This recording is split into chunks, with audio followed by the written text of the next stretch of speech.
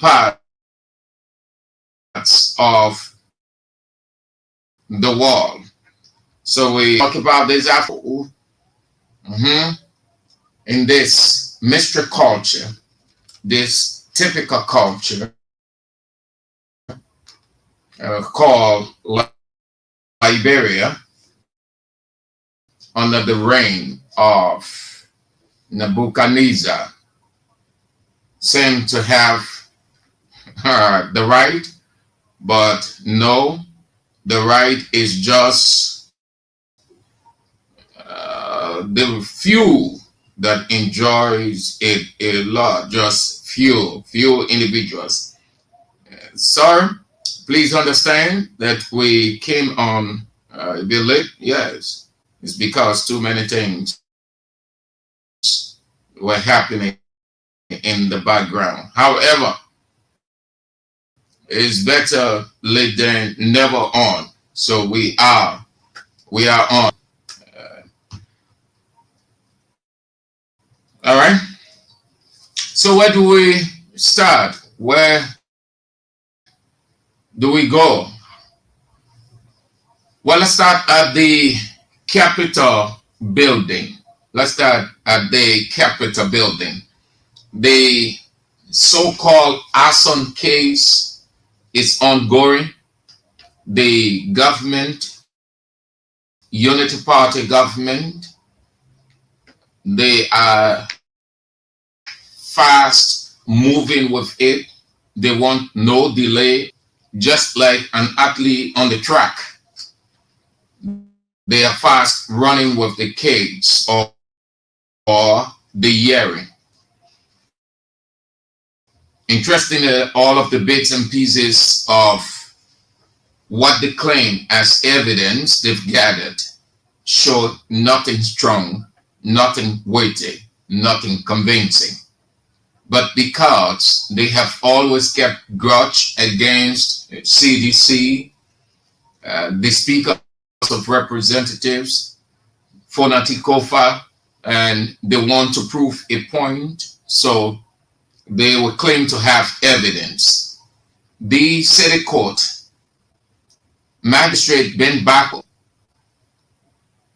presiding over and in continuation of the hearing into the alleged Capitol building fire, said state witness got prima facie against the accused.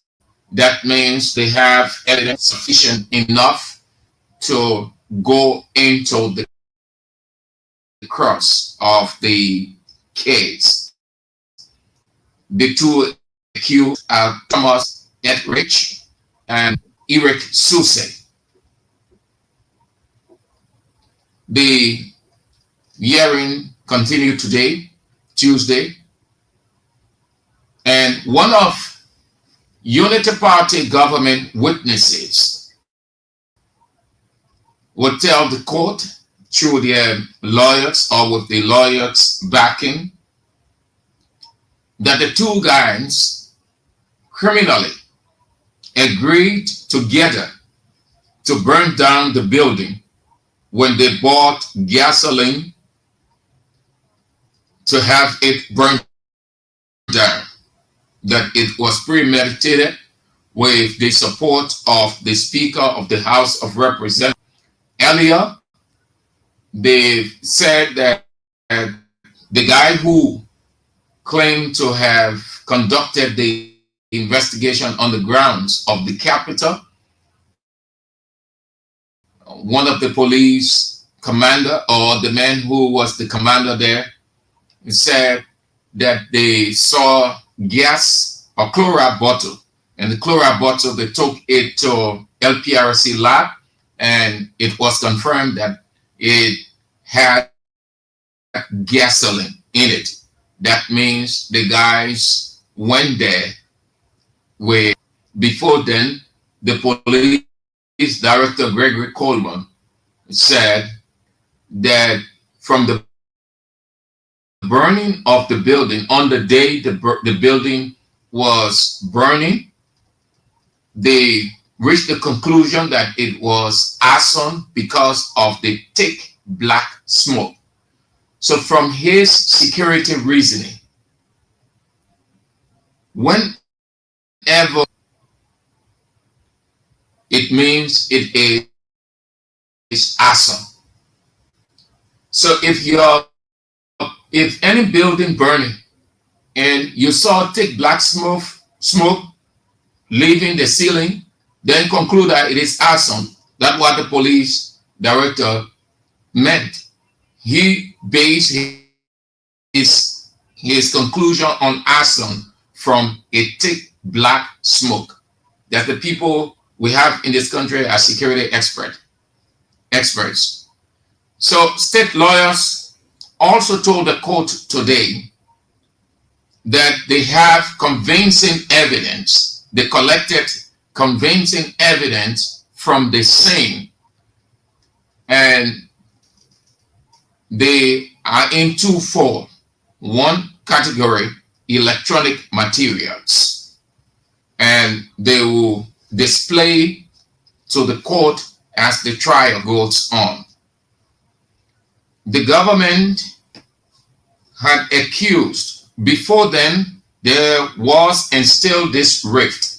Oh, just so you know, at 4 o'clock, we talked with some people from the Ministry of Labor. They claim to be casual workers and the work as with the agreement or understanding of the Ministry of Youth and Sports. Until now, they have not gotten their pay, their voices, so that they get their money. At 4 o'clock, we will give them attention.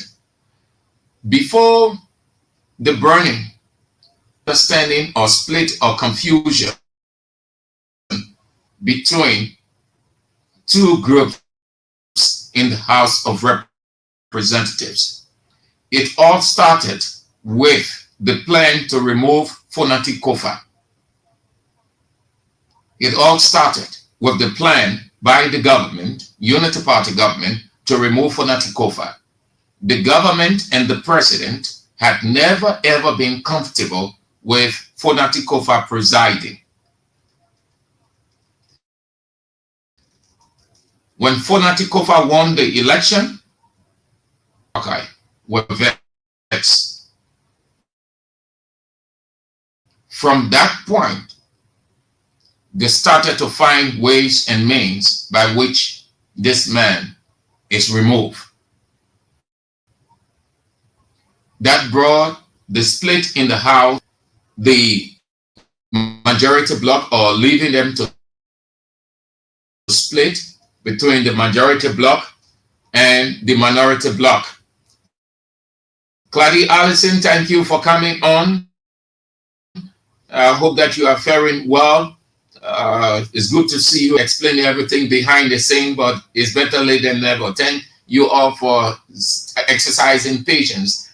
Christian Boto, Emmanuel Bra, Musa A. Sharif, McKemmy D. Harris, all of you, Dwaite, my Southeastern sister, thank you for coming on. So it led to the split between splitting the legislature or the House of Representatives. Then we saw majority bloc and minority bloc. Fast forward, we heard of the burning or the place on fire.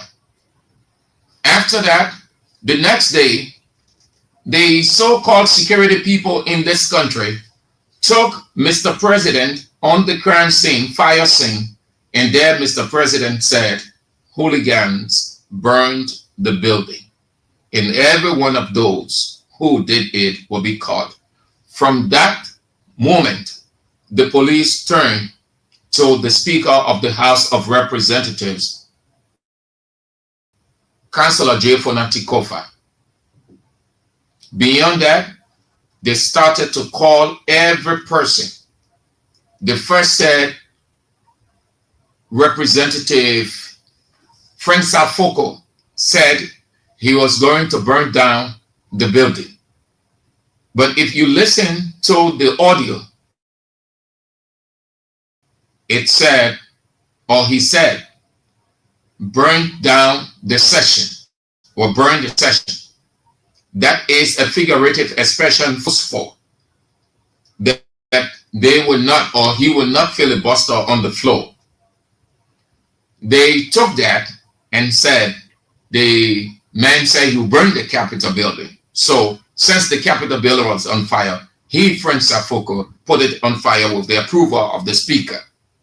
Then they went, a couple of hours later, they came out to say the speaker wrote on his Facebook page just one word, Alamo. So some people hint at them and say, look, go on the speaker page. He wrote something there, and it's a reference for uprising, for war. That tells you that he knows about the fire. So the police soon capitalized on the coincidence,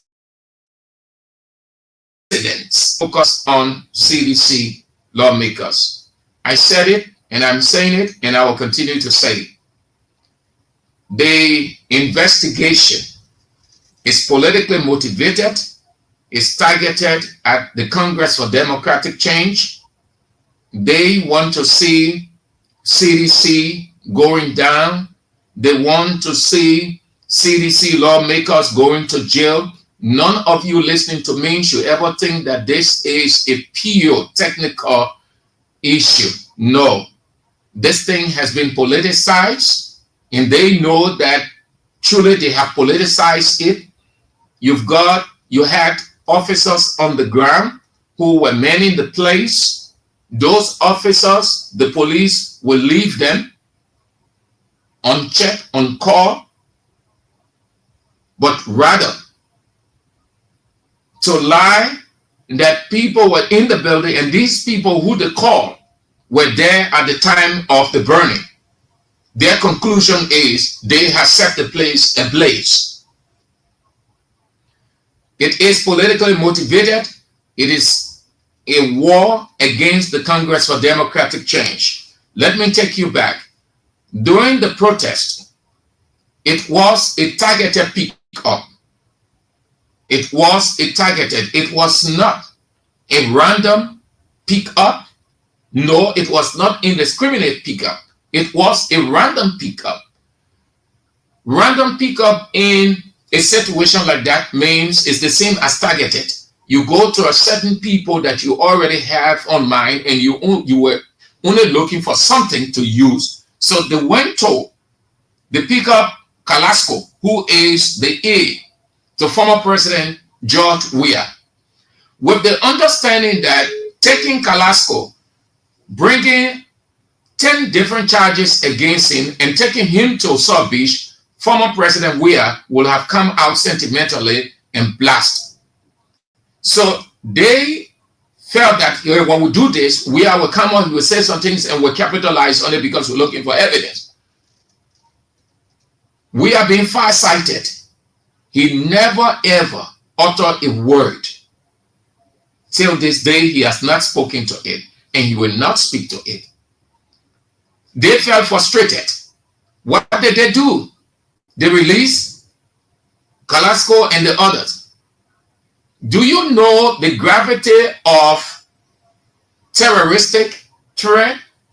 Do you know the gravity of engaging in mercenarism or terrorism? How is it, given the gravity of that, under our law, that in no time you release the person? Then why did you bring all those charges? It only tells the rest of the world that the government don't have anything. They are only looking for something to feed on.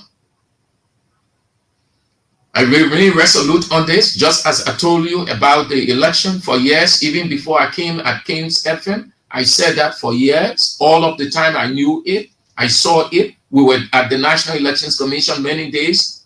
Almost every day I was there, sitting right in front of the Etta Brown Lasana, were following the tallying and all of the tallying.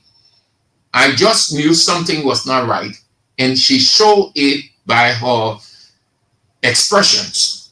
It came a time we were in that room, and her responses, you could hear murmuring from most of the journalists, and some of them started to walk out. Some of them started to say that something is happening, something is not right. This woman knows what she's up to. I maintain David Etta Brown Lasana stole that election for Unity Party. I remain resolute on bending on that. And I remain unbending and resolute on this one. And nobody can convince me in any way, because the government has given us every reason to live with that conviction that this is a target against the Congress for Democratic Change. The government thinks that it can draw, or Unity Party thinks they can draw CDC into some kind of messy situation so that they capitalize on it, because they are the government of the day, will soon run to the international community and say, you see, these people are all for war. These people want to create instability. These people have done this, they're doing this, and all of those. That is why CDC, the leader, the political leader, George Weah, is on top of his game. The chairman, Janda Kowo, and all of the party officials and representatives are far ahead of the Unity Party and Joe Boakai. They are not engaging into anything of such. They are not showing any sign. They're not going to show any sign. They are escaping every temptation along the way from the government. They remain within the ambit of the law. Their utterances are savor. They choose their words carefully. So the government is just losing along the way, sinking. So they are ashamed. They're finding a way to throw this case outside. It's not a case anyway, but they're finding a way to throw it outside. But the shame, it is normal. When you have lied on people and everybody knows that it is a lie, you can't prove it any longer. You want to drop it, but you just shame how to do it. You try to find a way. That's how. Listen to all of the witnesses. Look at what they have presented. Look at the people they have called as persons of interest. Look at the statement from the justice minister over the time. Listen to the statement from the police director. Those were all political statements. You have what they call arson. So what do you want to do? You want to bring in experts to join with yours, which is normal. No man is an island. No one has monopoly over knowledge and expertise. So around the world, people will bring in people from the other side to help them to do it jointly. Why you wouldn't want to? The country prevailed on you to bring in experts. Everybody, you said no. But the way you are moving can tell that it is politically motivated. This is a politically motivated plan, target against the Congress for Democratic Change. You go back again. I should share with you another one. When they lied and said that there were drug dealers, they ran into the compound of CDC. They did not say CDC had people in their compound of such kind. The target was CDC headquarters. What happened with that today? All of the people they have as persons of interest, are they not CDC officials? Where in the world that people will not live with the belief that this is a plan against a given party, a given institution, when all of the people you chose not to be comprehensive with your investigation, but rather selective. You target an institution, and every member of that institution are the ones you have indicted. The two guys, Thomas and Suse, in the office of the speaker. So the only people who The investigation is saying we're around there with the support of their masters, those two guys. But not only them. Moreover, you fail to call it off the building. And you know what you have told the international community? This country is vulnerable. You know what you have told other people? Not only are you partial, but it's vulnerable.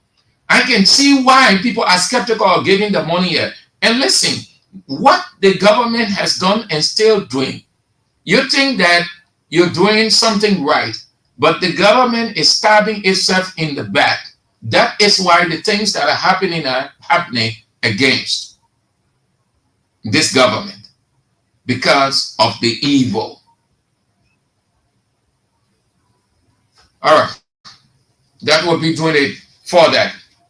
Take it or leave it. It is a targeted or politically motivated.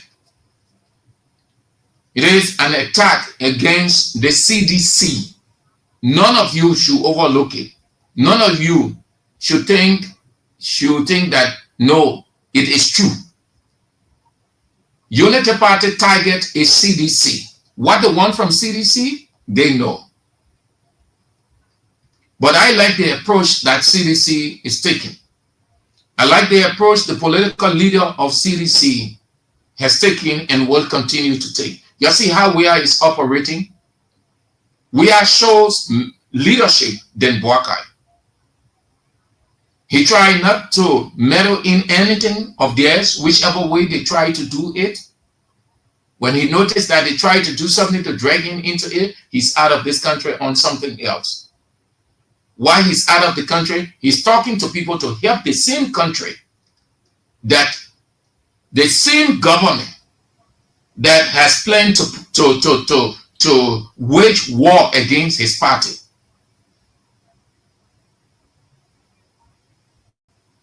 We are in a mess. The country is draining. The country is going down. The country is retrogressing in hate, grudge. Don't even talk about the economic aspect. The finance minister said everybody should pray. We'll come to that. But we are in a terrible situation. The decision taken by the government to target CDC, but interestingly, you can wipe CDC out. No. CDC is 10 times bigger than Unity Party. Had it not been for Ellen Johnson Sirleaf, we would not be talking Unity Party today, because Unity Party was finished, dead. We know that. We've been here. We saw it. All of those people who are acting like they're so clever, they know politics, where were they? When Ellen left, Unity Party was down the drain. They could not resurrect, resuscitate, and restore Unity Party. They could not. They had to beg Ellen. They had to fall to Ellen's feet to come back and revive Unity Party. Because Ellen knows where she took Unity Party from, how she took over Unity Party, the legacy of the party. She felt that she needed to come back to keep that legacy going, not necessarily because of these guys or Joe Boakai or so. No. When Ellen left, Unity Party was drowning. All of these men who are writing when she around here, acting like they're so loyal, they're so Unity Party than anyone. They never had a dime. They were broke. Some of them were approaching Scarlington State. Your staff, I don't want to get emotional, because when I get to that point, I will call name and I will show you. And they will not deny it, because I heard some of those things were in some of the gathering that they went and collect their rating. It was rough when they were in opposition. They were rough, I know. You're sitting down today, those because you're in power now, so you think, yes, Joe Boakai should prosecute those people. It was the same CDC people that were feeling you. I beg you, Father, help me. Please restrain my emotion. I beg. It was the same CDC. Some of the CDC guys were feeding you. They were giving you 500 US, 1,000. Some of these guys, they fake names. They created pseudo names. You guys were receiving things. I know that. You don't push us to the wall. I beg you. Let me not say us, but me. Because I know it. I hold your foot. what is happening is wrong. God does not like this thing. We know it all. Ha yaka. When I say it, none of y'all, I defy you to tell me whether they lie. The only thing, it will bring the other person character in the public glare. That's all. The person who, the CDC person who gave him, because the person may not want to say, oh, but Sam, why will you do that? That's all. That's all.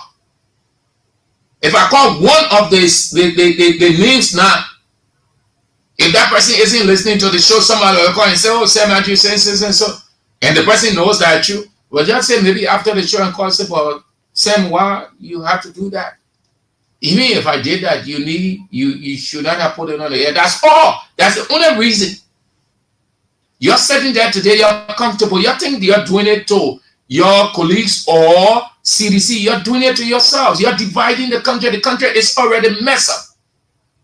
To the extent that your finance minister is saying that people should pray.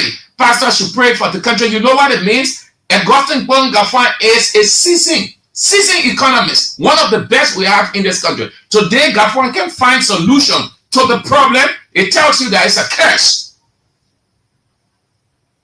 He will reach to the point. At what point? Ellen was here 12 years. Gafwan served in that place. We had difficult times. In fact, when Gafwan took over, it was around the HIPIC initiative, this virtual stuff. What did Ellen do? Gafwan wasn't as seasoned as he is now, but Ellen threw that responsibility to him.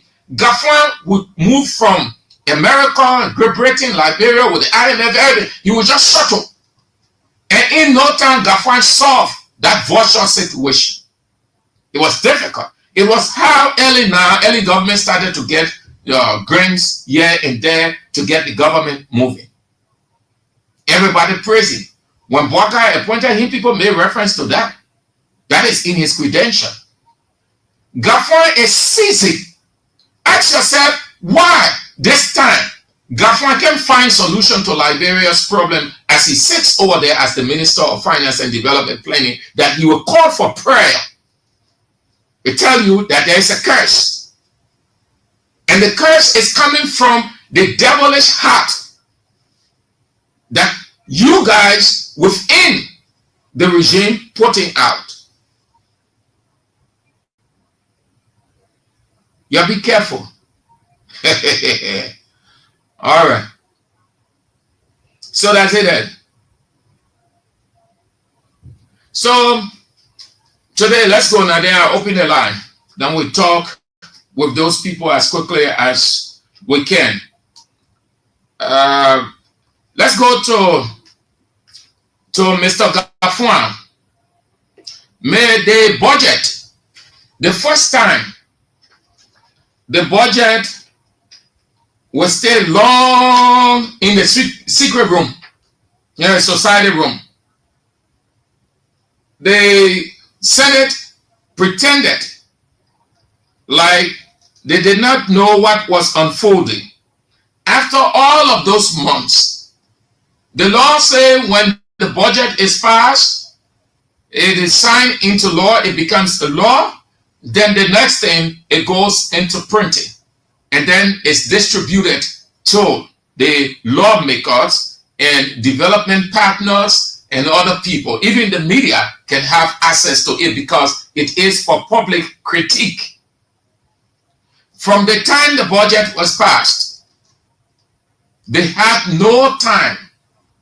I want to believe that they were making some alterations with certain provisions or lines of the budget.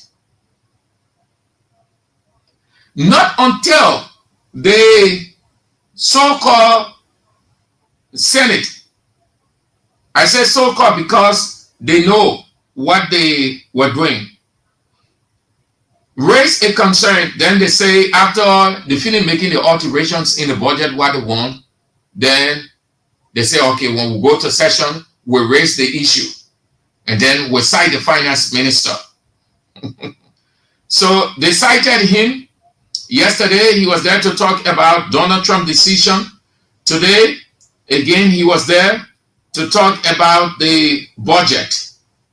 He was there to talk about why there was a delay. So he went there. Have a listen to the finance minister. Again, the finance minister is sitting before those lawmakers uncomfortable or in fear. He didn't know what to say. He fought hard to get idea on how to convince them on the delay. At the close of it, he apologized and took responsibility and said, okay, you senators have received yours. There's ongoing distribution, I am told, to the House of Representatives. They have already done that delay to send the budget out. It was not necessarily, it was not on anything technical. No, they knew what they were doing. They were sexing the budget, as Andrew Gilligan would say during the time of Tony Blair. He said, Tony Blair sexed the dossier. That means he fingered certain lines in it. It's just a metaphorical expression to say you change some things. That is the expression for that, sex the dossier. It was not necessarily a technical problem as he narrated. Have a listen to the Finance and Development Planning Minister today at the Senate. Some appropriations are in aggregate form, and the ministry will liaise with spending entities to get breakdown and what have you. And sometimes we train them, prepare them, and lifting based on the entities and wanting to ensure that you don't leave anyone behind. Sometimes there are delays. The reason why, previous budget years that did not manifest was because budgets were historically priced, a little bit too late. This good achievement brought its own challenges, although also there are some technical challenges with the system and the technical folks in the budget department are trying to resolve.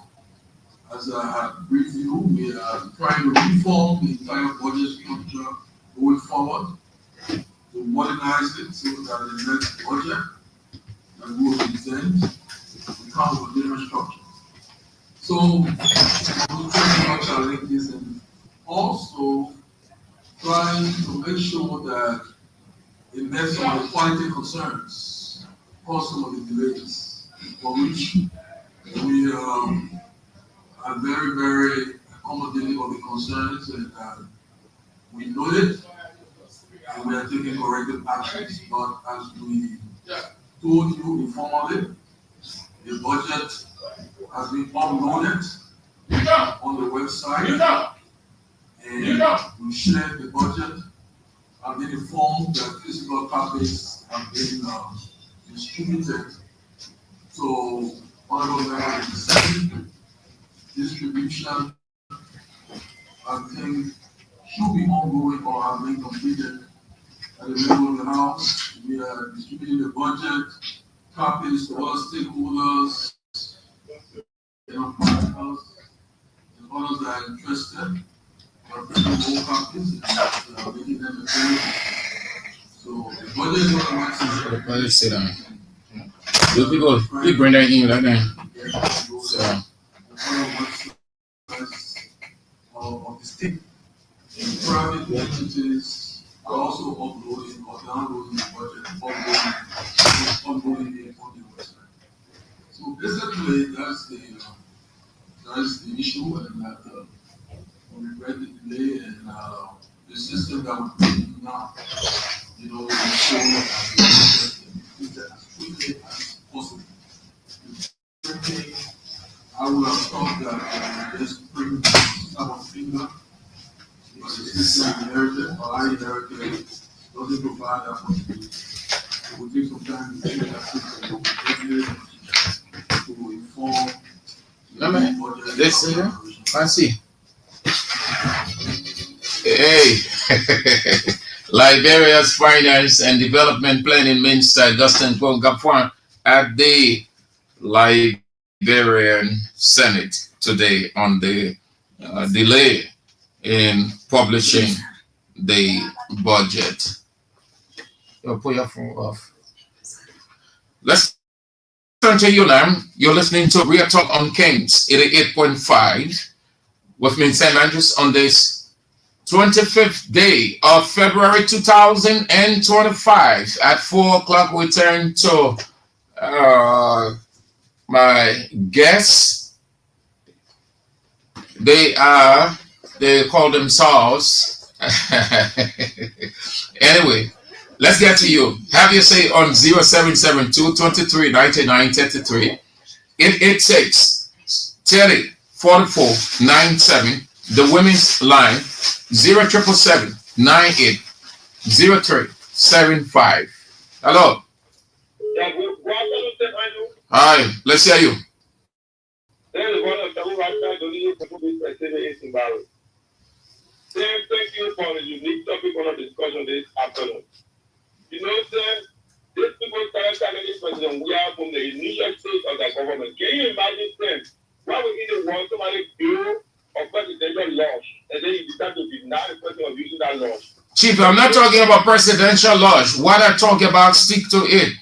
Yes, that's what I said, because this people make any president, we are ever sent, everything they try to do, even the arrest of people can also agree target. You know, it started from the other group. You know, the state of that for me is share, but you know, the state of I would say, don't never anointing and do my prophet, do my president. Sure. Anointing one is a 2-to-1 for okay.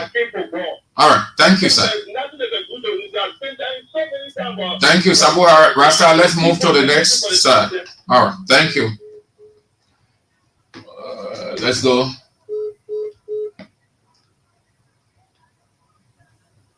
Hello. Hello. Your name and where you call from? Good afternoon. This is Carl Abraham. I'm finding the competition. I just want for my courses for the car work there. We just put it inside. Are you getting it, sir? Chief, that you we listening to?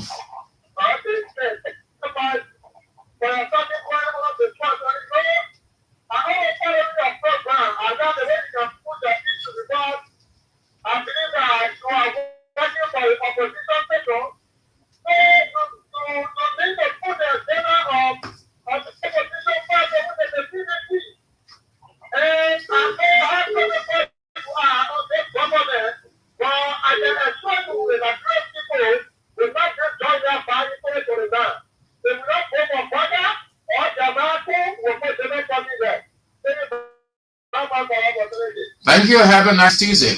Hello. Hello. Yeah, I'm fine. Let's hear you. Let's hear you, Madeline.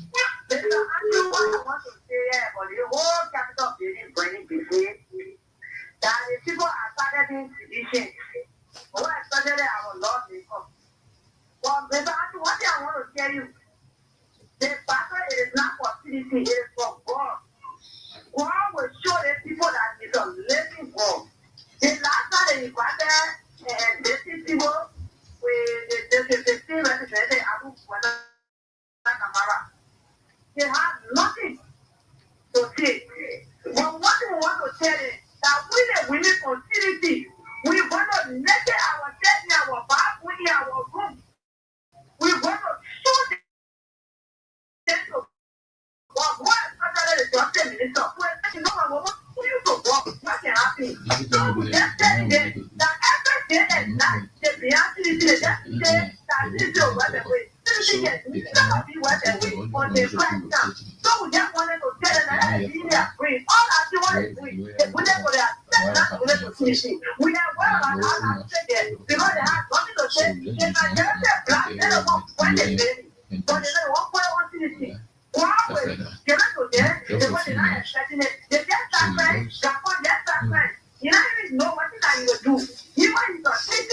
All right, thank you so much. Thank you. Thank you, ma'am. Thank you. Let's bring on your sister. Hello. Hello. Yes. Yes. Good afternoon. Let's hear you, Ophil. Yes, the other day I was saying something to the people of the Nigeria, and I understood what we were saying. When we're talking about the saying that one, he was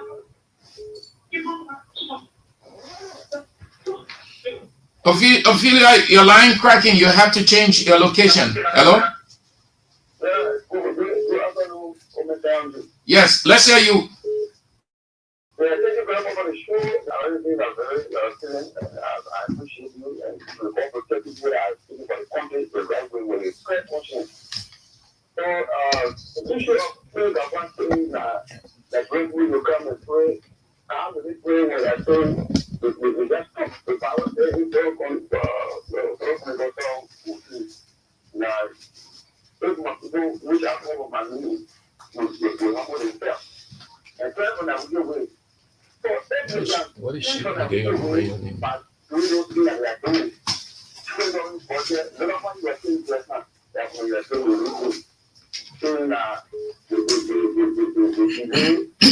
is because there are issues that is never know. Why in Greece or cities before the nothing else will have to come to land.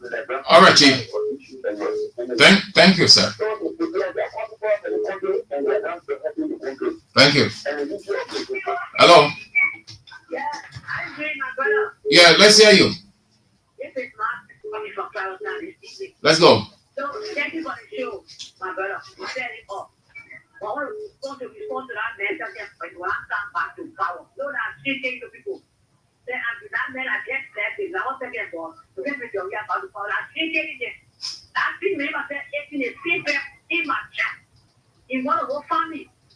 In the city, in my face, able to speak for God here. We want to go tell me about the word about or job here. Then we'll get with job here. Then she said she would have put where comment.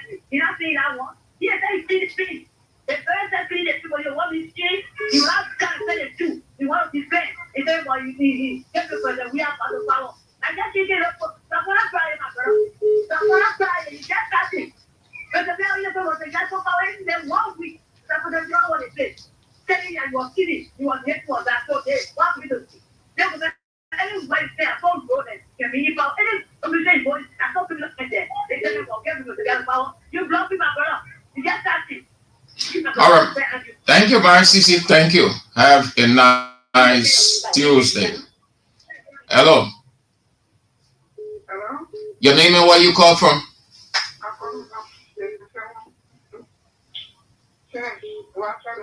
Good afternoon. Yeah. Now, what you want for is the camping our president bank. That's a fun fine, Anna.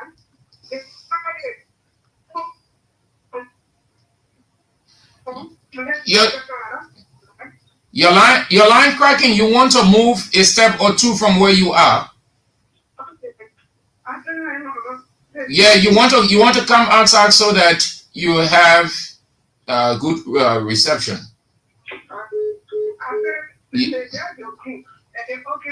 Yes, good.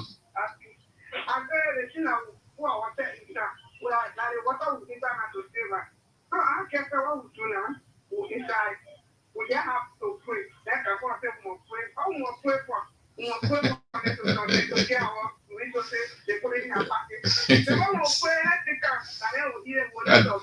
I do it. No. Okay. Okay.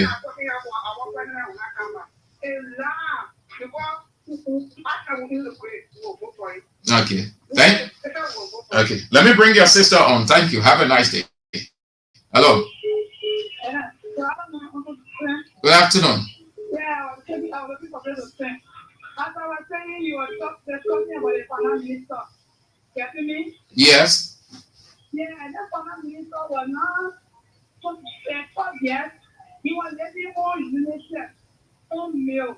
People were giving us the population all over. When you go around, they were saying, on a real president. So was that giving the money so he knows how much to about us. So right now, you can't be sharing money to our LJ, 100,000, 50,000, and you expect the market share or the citizens of the majority. The people causing poverty on their own share and the Nigerian people. The people will not do nothing good for the nation. What I only came to see for the Nigerian people. So for now on, we will continue to see the answer. We will continue to see calamity. The Nigerian prophet said it. He said that you know, if you talk about Joseph Buga, that you will be calamity. Okay. Nothing. All right, yeah.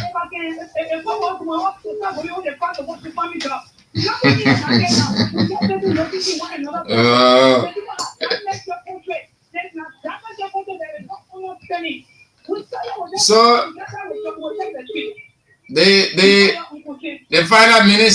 the final minister simply said, farming coming, drought. You know what they call drought?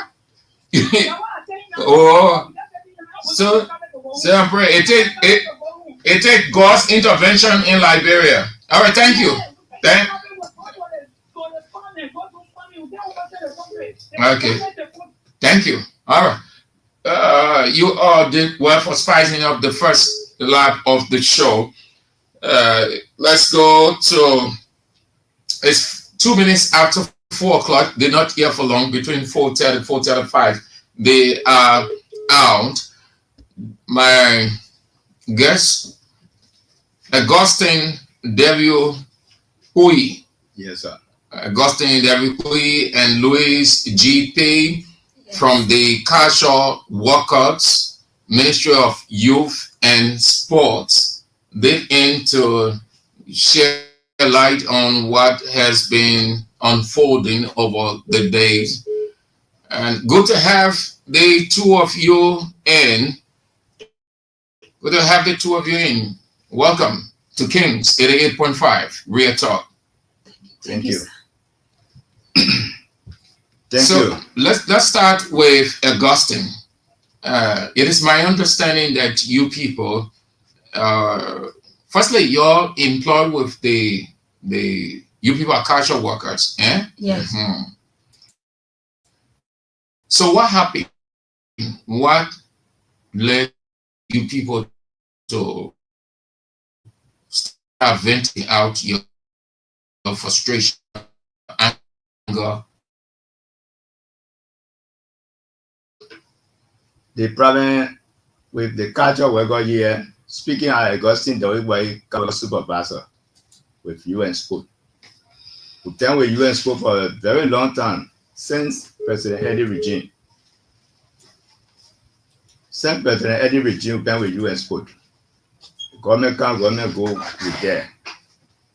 They bring other people, time for us to get employed, they will deal down, employed to who they want to employ. We say culture worker. I came to US Sport since 2009. From that time, we've been there as cultural labor. Okay. 2023, after the election, we're working under Minister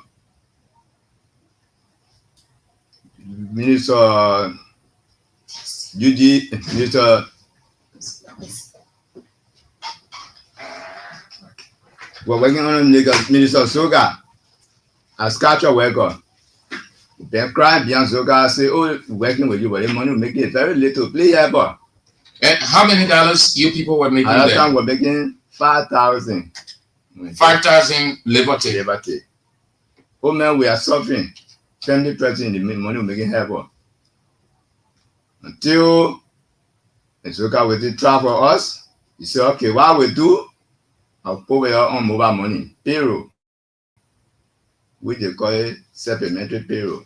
Consultant. Yeah, consultant. Okay, I'll put you on consultant payroll to help you. And all of you will be taking pay on mobile money. That way, I'll send out mobile money numbers for our needs, everything. Start taking pay on our consultant payroll.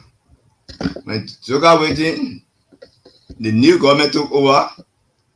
It came to a time. The HR go out to office, say, oh, the consultant payroll you're on, the government leaving power will say, you have been terminated. But I want you to wait until the new government can come over. But as a HR, I'm in control. But you will rest. We went home 1 week. After that week, he called back again. He said, oh, but send the proper minister and not come to office. The place can be dirty, but why you to come and clean the area? When you come, we turn you over to him as cultural worker that been managing the area. And you are important people for the area. So we say, okay, we started working until the minister came. We used to sign, he brought sign people every day, we sign in daily attendance. Supervisor, when you're not coming, anybody military, you got serious problem with him. Then working until the minister came over, Minister Kubangalu. When he got to office, the HR call, say the minister is here. So everybody should go to the Zoga Wesley is off, the government off. Yes. Your Kubangalu is in now. Yes. Everything falls on his lap. Yes. Enough for Zoga Wesley from Kubangalu. Kubangalu, the HR team over to Kubangalu. Through 10 years over, Kubangalu, this is a casual worker we have here. Kubangalu say, okay, I saw the people on my desk and I seen consultant payroll. How many of you? Yeah, but 80% are talking about. 80 casual workers. Yes. And at that time, now some people pass off through the stretch now. We have 2% died from us. So he said, yeah, I saw the people on my desk. These are casual workers. But the attending us over. Why do you keep them here? He said, yes, I keep the people that people been keeping the area on. The Kubangalu asking, saying GP, which is the HR for US Port. He said, yes. Okay, then Kubangalu said, no, but if you're telling Fini, not to keep them here, but say you keep them here, I will not send them home. So you want to make me ugly? I'm going to send people to take bread from their mouth? But I can't put nobody down. I can't dance out nobody. There's my old people, they're my young, they're my youth. Yeah, but the minister said your 10 you pass. That means the time now it finished. Yes. So though you're casual worker, yes, but it means also you have to enter some kind of agreement because you say you're used to sign in and sign out. Yes. And so what time your salary, your talk, everything that as casual workers, you people at this will be paying your days and you'll come to work from this time to this time, and this is what you will be doing. Your salary, you'll discuss all that one. Thank you. After the minister had received that document, he told us we should continue with our work. We were going to see about it, that the president will be in the know that we have casual worker with UN Sport. And he appreciated all he called meeting 2022, 2023 county meet. He appreciated all called general meeting. Your work in the county meet. Yes. What were your role? All of the casual workers. I know that not everybody went to work in the county meet. You people, they divided your everybody, men and women. Apart from the two that passed off, the rest of you work in the county meet. Yes. So what were you doing? What was your role doing? The supervisor for the casual workers, men. Louis, what was your role? I'm a secretary to stadium manager at that time, up to present. Where were you assigned? I assigned with stadium manager. Yeah, the county meet. That what you were assigned at Samuel Kanye Sports Complex? Yes, Samuel Kanye Sports Complex. Okay. Right in front of VIP, this is where I assigned. And I can sweep after every county meet. After the game had been played, we left behind, we sweep the complex. The men will stand there on the stand to sweep. Then the women in the bathroom, other people outside of the stand to sweep. So before you start now, they told you how much you will be giving you as your salt drink or your pay down. All right, they passed in Zoga Wesley administration. They passed to Zoga, okay. You already watched. When they came, Augustine already explained. We understand that. Right. That so after the country, we came into an agreement that. Anytime the casual worker work for county me, we always pay them sometimes 15,000. So Bangaru agree with the 15,000, and after the 2023, 2022 county me, after it was over, they pay all the 15,000. Everybody we have some evident at the Ministry of Youth and Sports. They pay off 15,000 at that time. Last year can't tell me they pay off 15,000. This year can't tell me we also work because there was no worker at the Ministry of Youth and Sports, no cleaner. So he told the stadium manager, say, hire people that they can't work for the county. The stadium manager went to him and said, but my people that will can't work, I agree upon the money they will can't work for. Because the poor, normally they pay them 15,000. And then they thought they come out of 12,000.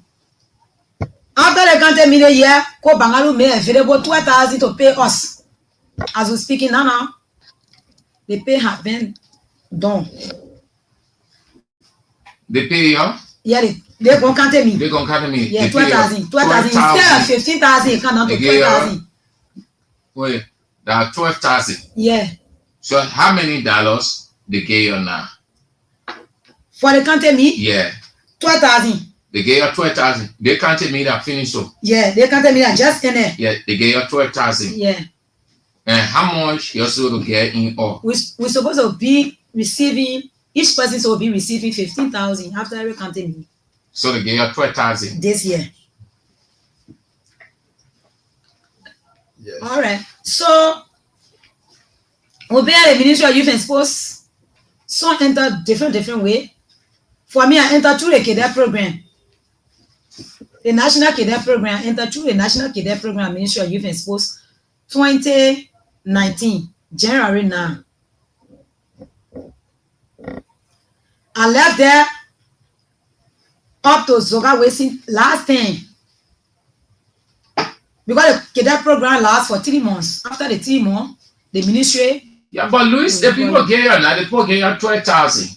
So the one that remain is not much. So then why you get there now? No, they don't give you the balance. No, what happened here with me receiving here when Ko Bangalu took over in February 13, the general welcoming statement in the meeting in front of the entire ministry said Samia GP. He told the minister and said we have some group here that are always making a place to be clean, which is casual worker. But their contract have been terminated. Oh, okay. You getting me now? Their contract have been terminated. So those are the worker, the 360 worker at the. But you signed contract? No. No. No contract. We been there for agent, no contract. How did I say your contract terminated? But it was just so that we see who brought it up December when they were going. He came to HR, he called on the meeting, said, you are on a consulting payroll at CSA, where it expired December. HR he said, the minister already spoke with CSA to renew your contract. So you'll be coming until the new book can take over, which is Ko Bangalu now. When Ko Bangalu took over 2023, February 13, HR said that Minister Ko, we agree that we have casual worker in this building, but their contract was terminated. But they are strong working people. We keep them here, keep them under my control, so you can come for me to take them over to you. And Ko Bangalu warmly welcome us. He said, but HR, they kind of communication on my desk. You not send the people who left them here. They are meet them on ground. When I send them home, so they can say I take breath for you people more, but I will not send you home. I will work with you people. HR put the sun she also let the people sign. We were more motivated now to work. We started working from the day Ko Bangalu take over. We leave working up to July, March. The same country we were discussing last year. Country me March. Ko Bangalu after the country me came to all. He appreciated how he say you're hard working. I can't release you to leave the ministry. You will stay here. We will talk with CSA so they can pick the young people among you to put on payroll. Then the old people when not able to go on payroll, we can lead them in the ministry to pay them through the ministry. We were encouraged. We started working. We worked through February straight to July. July 19. In fact, yeah. July 19, when we went to Ko Bangalu to engaging, all ministers we've been working from January up to present. We're not hearing anything. Our salary business, we're not hearing working. You don't want to stay. Why is it that we can't hear about our salary or our employment? The first statement Ko Bangalu gave was, I thought you'll be talking about employment or a salary or be talking, say, but we've been working. So we need our salary, we've been working. He said, no, I'm not holding you. But after he said, in front of Rose and myself, we went to Augustine because Augustine was supervisor at that time. Yeah, but Louis, when the man say, yeah, okay, how do you call the guy? His deputy? The HR? The HR. Yeah, Samuel GP. When Samuel turned you over, and explain to him how you people at work and you people need not go. He needs to keep you people in here agree. Yeah. So from that time now, what you said that to say, oh, Mr. Minister, yeah, we agree why you accepting us, but as casual worker, we just want some kind of guarantee. Can we say that in the work act something that will lead to, at least if we can sign some kind of paper that will give us the surety. You ever thought about anything like that? No, but we've been engaging him on the same salary benefit or employment to be guaranteed in the system. But then, telling you say your way will roast here, say your way will roast here, say your weight. He been promising us. But later on suddenly we went to him and say, I don't get money for you. Anywhere you want to take me, you can take me, but I don't have any money for you. When he told you that he didn't get money for you? For this year, when we start engaging him. But last year, he told that you're going to CSA, they even faced a payroll. They brought it, they called to ratify our identification number and our mobile number to send it to finance, so finance can make the payment available, which is $1,050 each person. So the payroll, they have it. They brought it. They brought the document. You knew that a real thing they were doing, or they were just trying to make you to feel that you had a concern about it. The reason why we believe in that, we believe then that it was real because the HR office called upon us to ratify our identification number because it was going to fund us. So they said we should make sure our number be intact. They call everybody for me, and that time when they call me, when I see they were forced to pay my way account to ratify my number. They call everybody to ratify that number so the payment can be done. To portray Louis, what the other surety that we stay with the ministry is for the time the minister came to office where the HR thing over. He never tell us, say, no, I don't want the people that then go home. Yes. I don't get money. For all the forces say we'll be working. You say you are going to work with us, which you say you will see to it. So if you are the surety that we work and we're working, you say that people be working, we'll see to it. I'll also contact the president and I'll go to the ministry find out for me to settle the people. And when we go to him, he can give us that surety that nobody put in anybody down, nobody can take prayer for him more. You'll be working. And from year to year, we've been working with you and school. We are not signed no permanent document to say this one for the year that the document you signed. No. We had casual workers listening through us. Even the people that control the stadium manager will work with them. Same day you go to them, nobody will tell you one document to this say we're on contract with you and school or this that. That will be working through us from my early regime until now. Also, that was a way of life. It was like a tradition. It used to be like daily hire. It used to be like daily hire. I come to their work, you pay me, I go home. Usually now they say, no, we can pay the people this way. That keep their money more and we pay them. Now how? Yeah, and that was good. Yes. That was good idea. Yes. Now how they start paying you now? And how much they were paying you people per day at that time?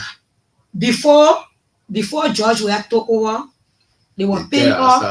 They were paying us like $49 with $2,500. So we get to Zoga with him say, but the money we're making here, they can sustain our family.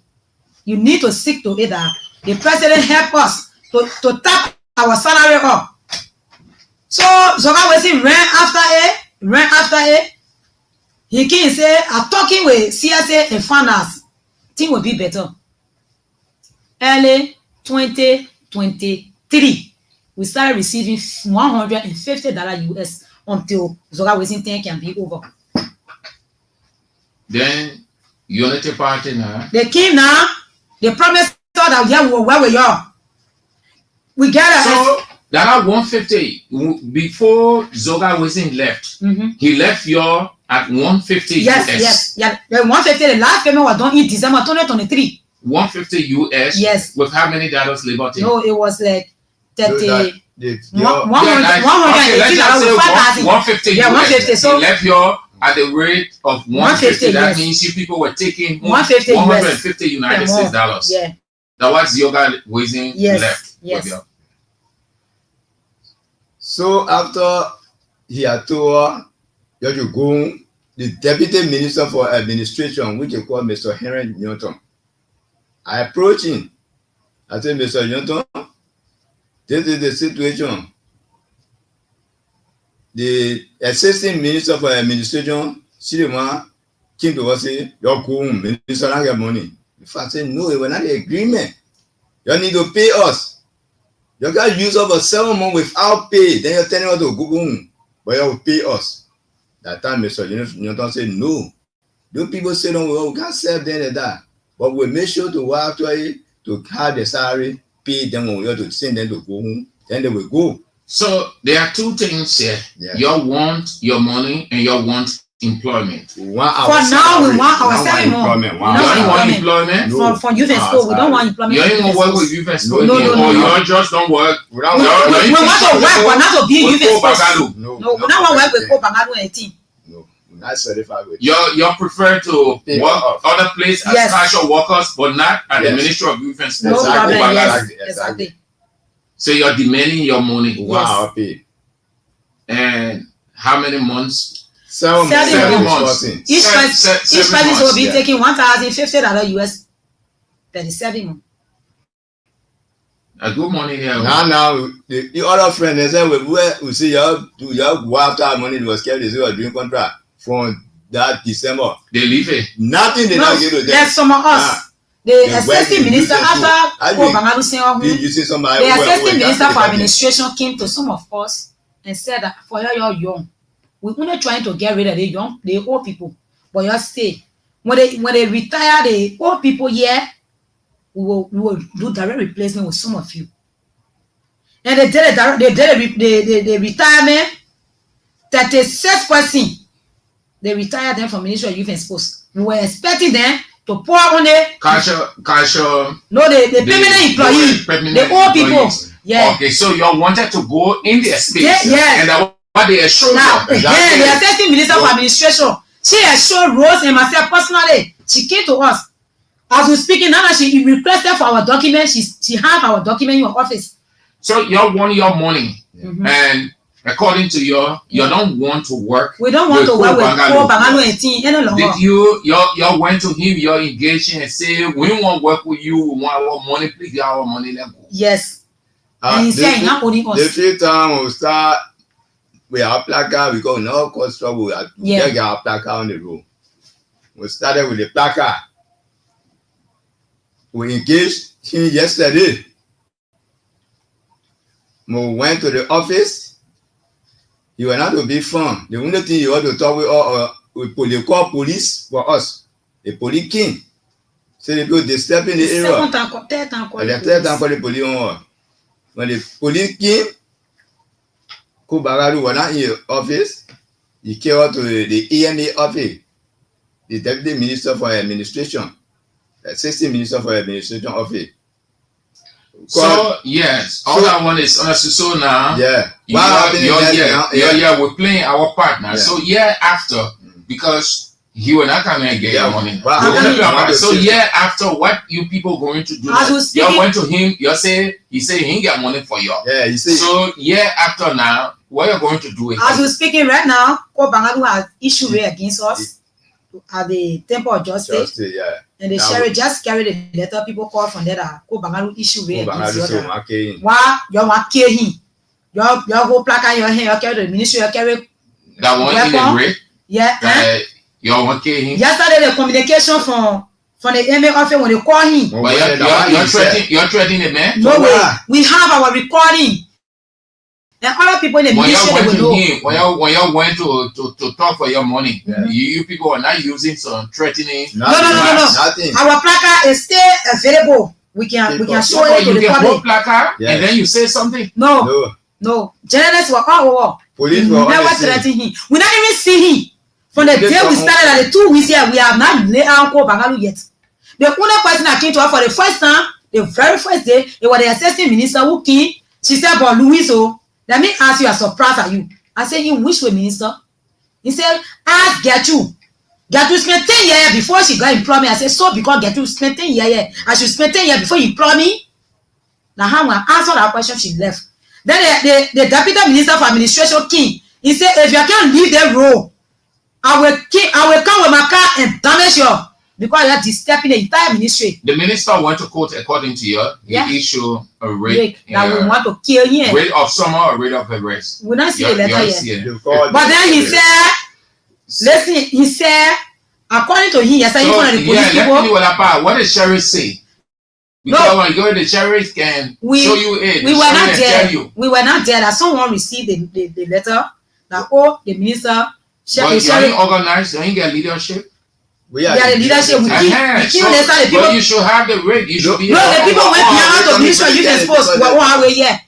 The first time we were not there. After we waited for the next day. So you're ready to go to court with the minister? He carry on. We can't refuse him. The only thing we need. You're not afraid. You're not scared. We are not afraid. We're not scared because we did not harm him with anything. We now go to him to slap him. We now go to him with weapon. You think he's trying to scare you away? No, we can't be scared. He's trying to scare. We can't be scared. If Paul Bangalu can carry a 65 cash weapon to jail, we will go. But we can't be scared. Because according to him yesterday, when he was communicating with the police in the AMA office, he said that there are people in the ministry pushing on the road to protest against him because there are only two there from United Party, which is he and the assistant minister for administration. So we told the police, asked the police, I said, "So what Bangalu bringing politics here now?" He said there are only two. There are only two from United Party in the ministry, which is the assistant minister Ferrari D. William and called Bangalu. There are only two there from the United Party. They are there now. So people trying to strike them down. They're pushing one against our way to go against them. So we ask him, we say, "Oh, you bring party, Bene, when we come ask for our money."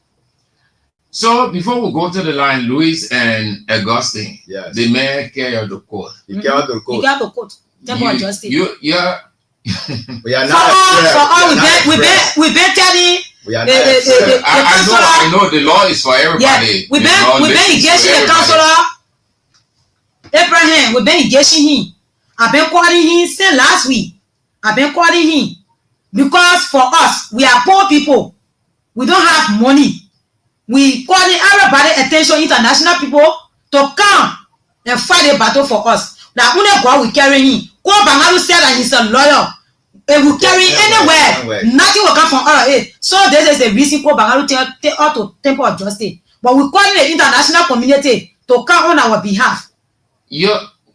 Will you people be ready for a settlement if anybody tries to come in to settle it between you so that you can get your just benefit? Yes. If they can't get the assurance that, okay, we will pay your money, so and so time, well, let's see. You're listening to Real Talk on Kings 88.5 with me, Sam Andrews, on this 25th day of February 2025. My guests are two cultural workers, two of the many cultural workers from the Ministry of Youth and Sports demanding their money.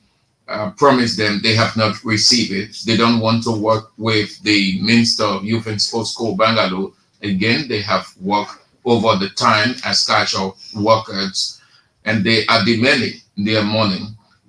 They are Augustine Koyi, Supervisor, Louis G.P., Secretary. You want to ask them some questions or whatever, 0772 2399 33 0886 30 44 97 0777, the women's line 9803-75. Few calls and they are out, and then we continue the show. Hello. Hello. Yeah, let's hear you.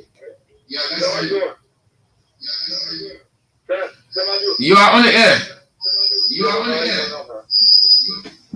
Chief, you're hello. Yeah, fine. Yeah, brother Tim, the feed they put in that ministry went to those people that are speaking to us.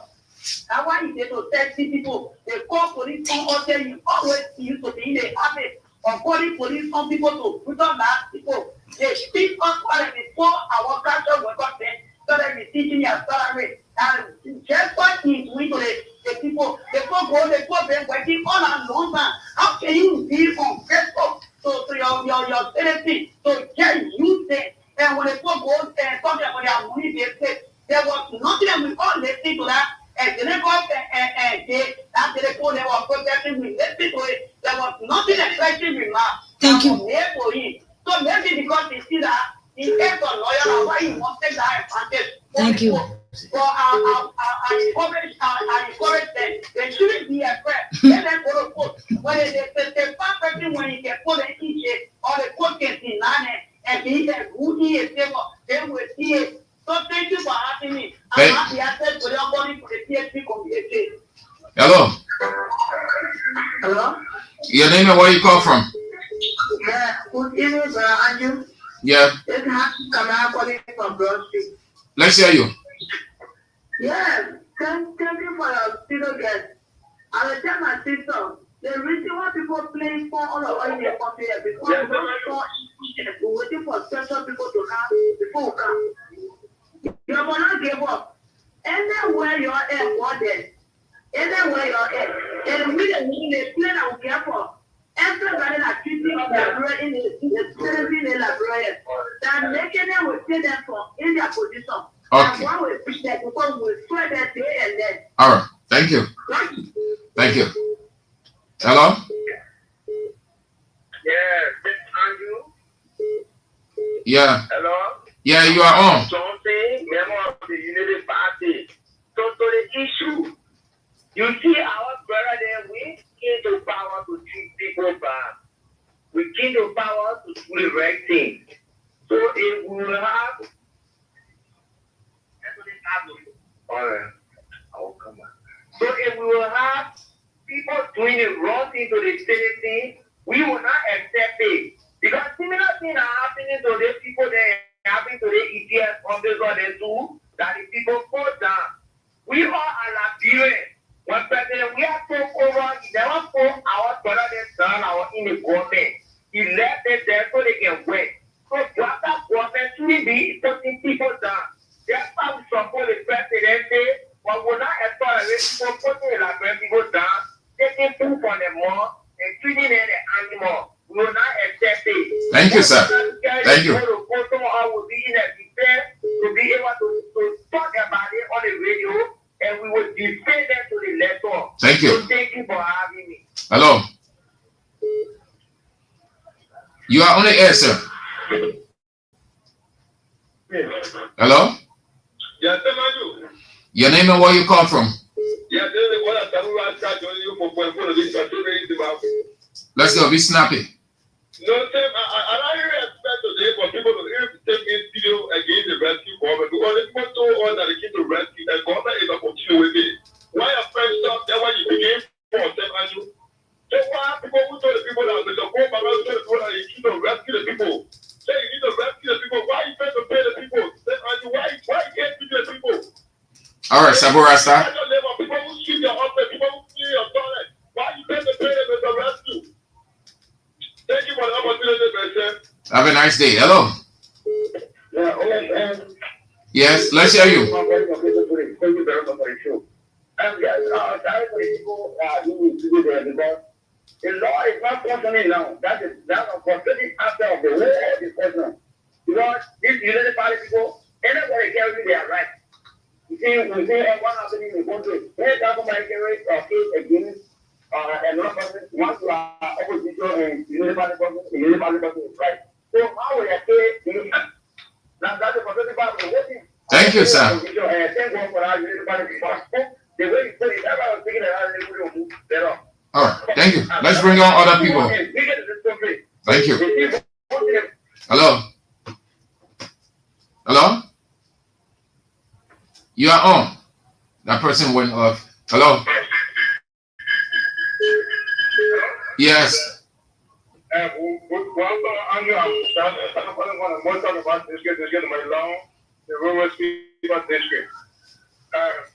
want to say sorry to the people that came here.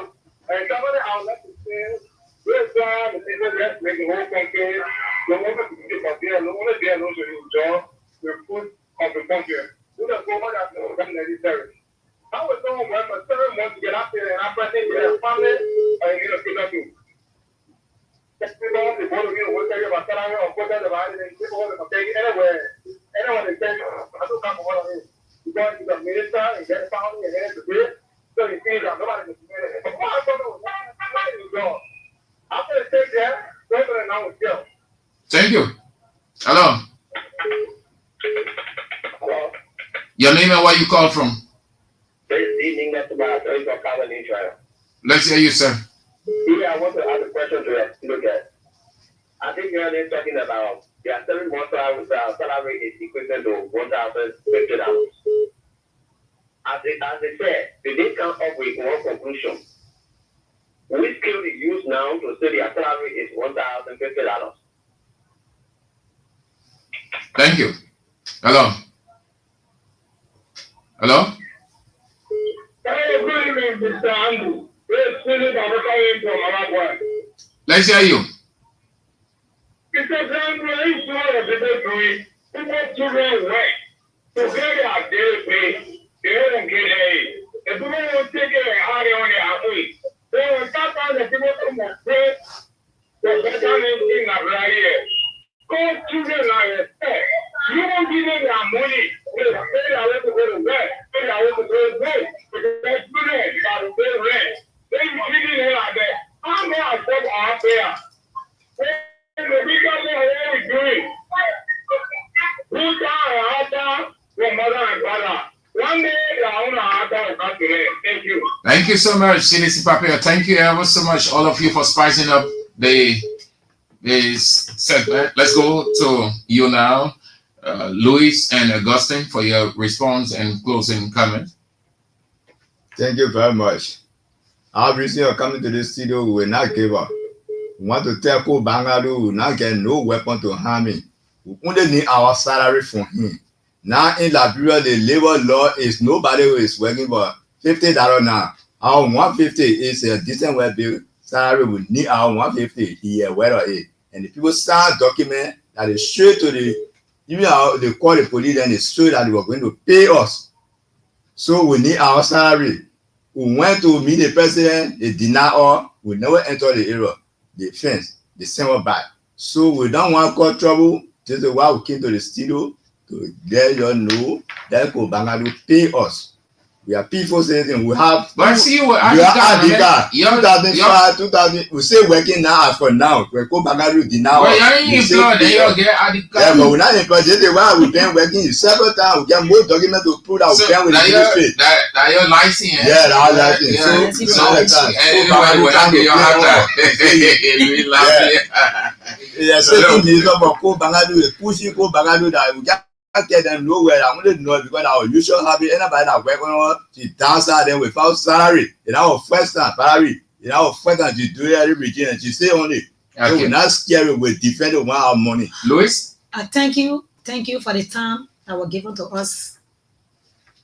We will continue to say that Ko Bangalu must pay our 7 months. We are not going to Ko Bangalu to harm him. Neither a assistant minister, Valerie. We have no weapon on us to harm them with it. We've been on a peaceful protest where the police at the depot there, they are aware for over 1 week plus now. The bank sending police on us. When police come, we will lay down before them, we lift our hand. So the police can attest to it that the people, they have no weapon on them. So we tell you, call Bangaru to pay our 7 months. And we call the international community to come for us, to come on our behalf, to seek to aid that Ko Bangaru must pay us. Ko Bangaru said he's a lawyer. He carry on to court. He said we don't have nobody to speak for us, but we know God is there to speak for us. And we know other people will come in because labor law in the country, Ko Bangaru know about it when he say he's lawyer. Ko Bangaru, he's a lawyer. He know about labor. He know what labor is. That he pay our money. We agree to carry out to court. We appear to the court on Thursday, which is the 27th. We will not jail back. We will go. A court Bangaru can jail, no problem. For talking for our salary. A court Bangaru go to the court and prove to the court that this is the weapon that will talk from the people. We should be sent to jail. Okay. Thank you, Louis. And Augustine, for coming. I wish you people well as you are trying to get your money from the Ministry of Youth and Sports.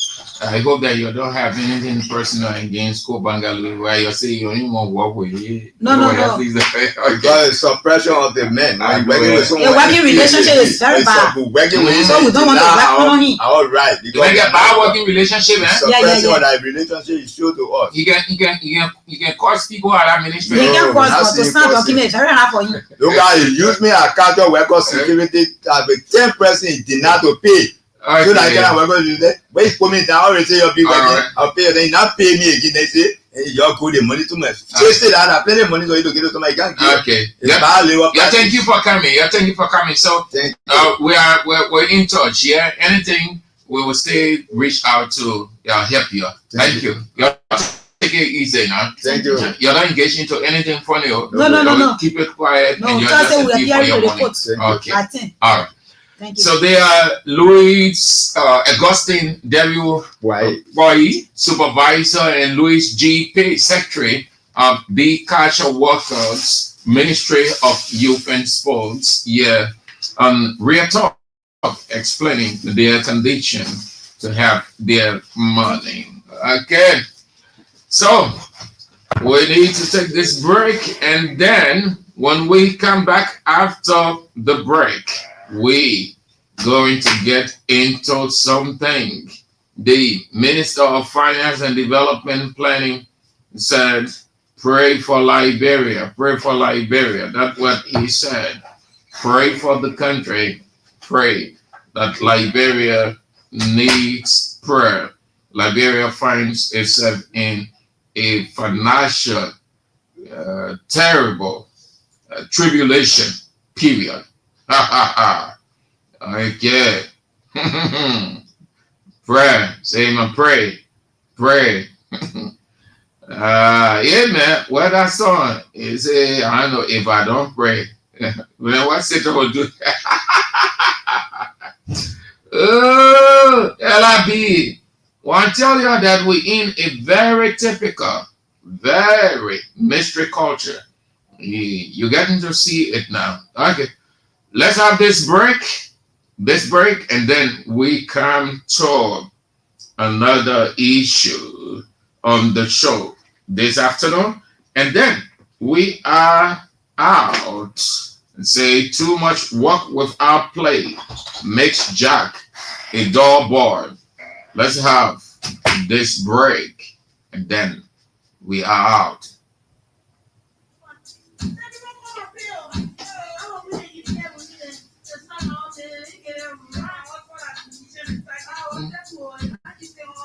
You know, I see. Again, restoring.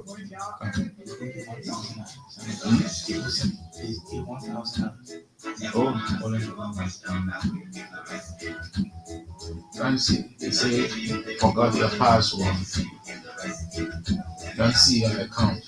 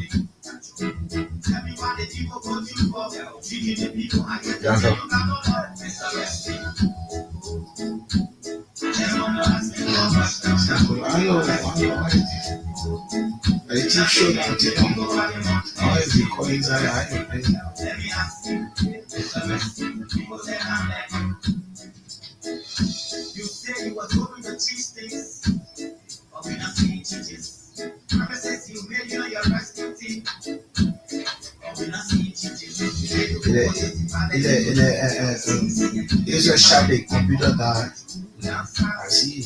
I see that what causing the problem. When I'm looking at the computer, I see a PC in the phone. I see put a PC on the computer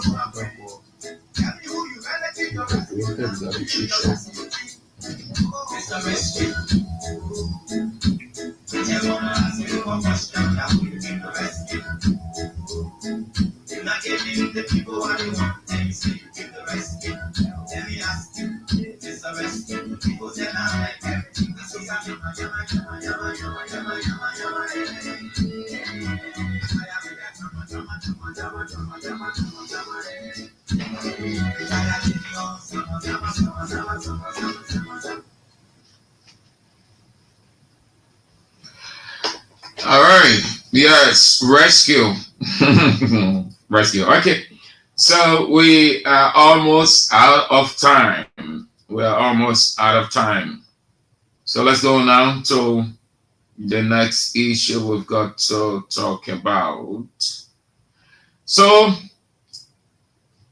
it is even before the Minister of Finance and Development Planning could call for prayer, Liberia finds itself in a terrible situation. Before he was recalled from Tanzania, Liberia being in a terrible situation.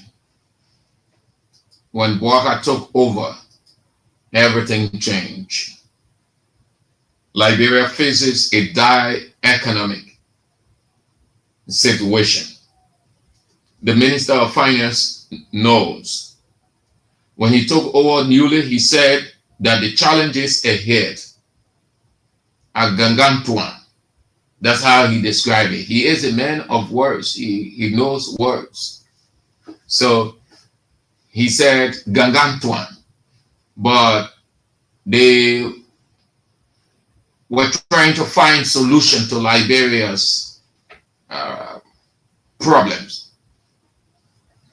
Fast forward, the decision taken by Donald Trump exposed every country, but Liberia is bad. Liberia has absolutely nothing of its own. Liberia cannot make a comeback from any situation. No comeback Liberia can make. Oh, just to let you know, a good therapy. When CD said turning setback into comeback, and they were making fun of it. So your turn this setback into comeback. You can never, this country can never. You know why? Because it has nothing of its own. The little blessing that God gave, they depleted it. So Liberia can stand on its own. This thing can happen to Ghana. It can happen to Sierra Leone. Petty countries around also. When I say petty, I mean in terms of age. We are 177, I think 78 now, going to 200. Ghana has advanced, and Ghana is advancing. Sierra Leone has advancing. These people lead us, together with other regional leaders, are futuristic. Their parliaments are futuristic. The lawmakers are futuristic. What that means is they think towards the future. They know that they need to have plan in place just in case something happens and the country will not be in a position or a disadvantaged position. Look at the advancement in Senegal, in Algeria, in Ghana. Look, just take a tour of regional countries. See advancement. See what they are doing. See how they have set. Not that they don't have problems. They have problems, but they have set their economy in a way that even if if crisis is about to hit them, they know how to navigate through. If crisis has hit them, they know how to come out of it. Liberia is the only African country has absolutely nothing, yet blessed, depleted by its own people. We are had COVID-19. We are shown leadership in COVID-19. He never called for prayer. We have had other terrible situations. He never called for prayer. He showed leadership. When you know, people know that you are a leader. When you find yourself in crisis, how to get out. How to get out. When you find yourself in a difficult situation, that's when people know that you are a leader. You know why? It requires not complaining, not shifting blame, not relaxing, but giving it considerable thought how to find a solution out. Look at all of the guides. If you are a Christian, look at the guides in the Bible. The Bible is our model of leadership. Moses bringing the Israelites out of the wilderness. Moses needed to take some decisions. It was a dire situation. Everybody was looking up to Moses. People got uncomfortable. They said a lot more and on and on. But Moses remained firm. Joshua and on. Paul. They faced terrible situations than we are having today. Just the petit thing. Your predecessor, Joshua, faced a situation that was unprecedented. It came suddenly, just like the rapture. And he showed leadership. The whole world knows that. The whole world knows that. Everybody is aware. They saw it. No country was sympathizing with another country in terms of, oh yeah, Liberia getting other problem, and we in the United States or we in Britain, our people are dying too, so let's take some medications and send it to Liberia. No, everybody was on their own. God for us, COVID-19. We will listen. We will give independent thought. You will listen to his advisors. You will take the appropriate decision. He is a Christian, and Christians were around and still around, but he felt that he needed to face the situation head on because he was the leader. And anything to the contrary, the people get discouraged. Fast forward, Bwaka isn't faced with an unprecedented pandemic. Bwaka is only faced with a decision taken by a sovereign country who was helping. The finance minister said, "You pray for Liberia." So what happened now? What is there to pray for Liberia? What is there? It only requires showing leadership.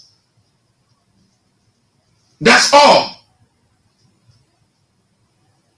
If the finance minister can say, "You pray," we have to pray for the country, religious leaders have to come up. It means the finance minister ain't get a solution.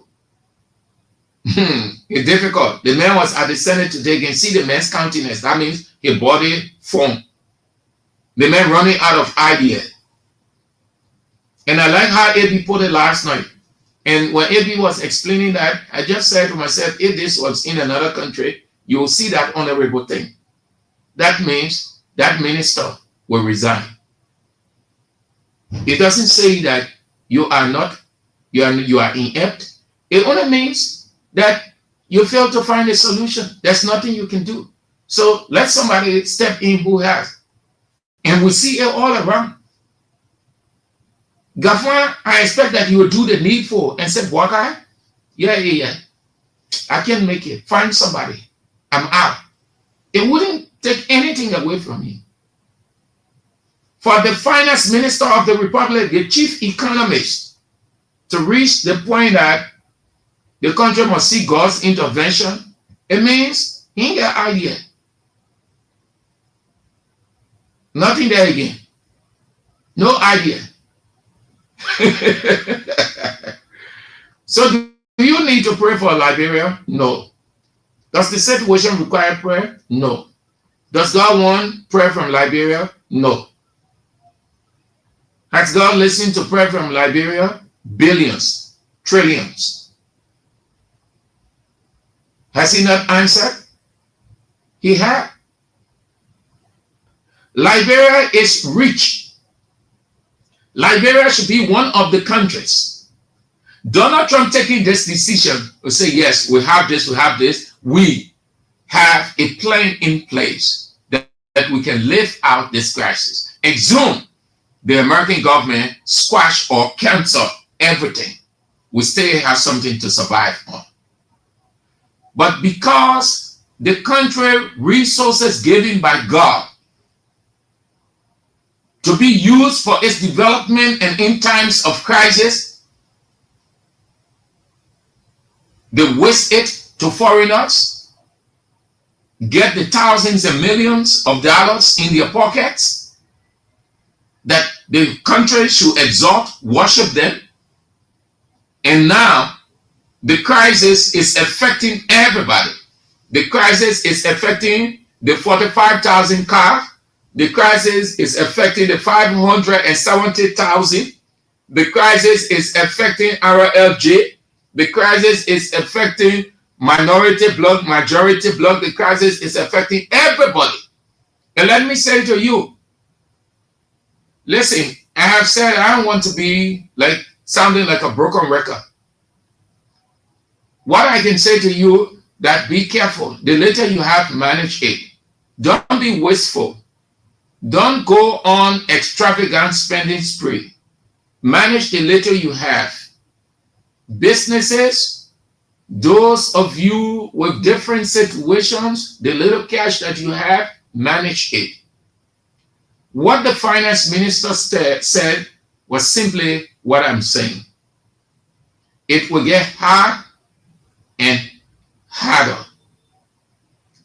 The next thing that you will experience is hike in prices in transportation fare, because when goods are not coming, these NGOs, local and international, that you say were supporting, spending money, giving all those millions, they had direct effect positively on our economy.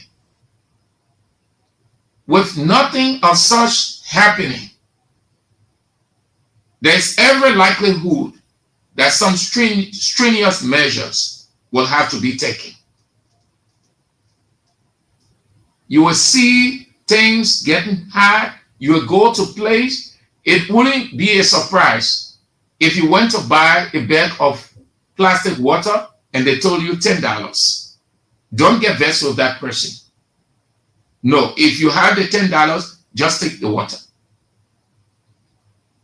If you went to Lapa Bido or what called Kobo shop, and if you are buying food for $200 and they told you $300 or $350, don't grumble.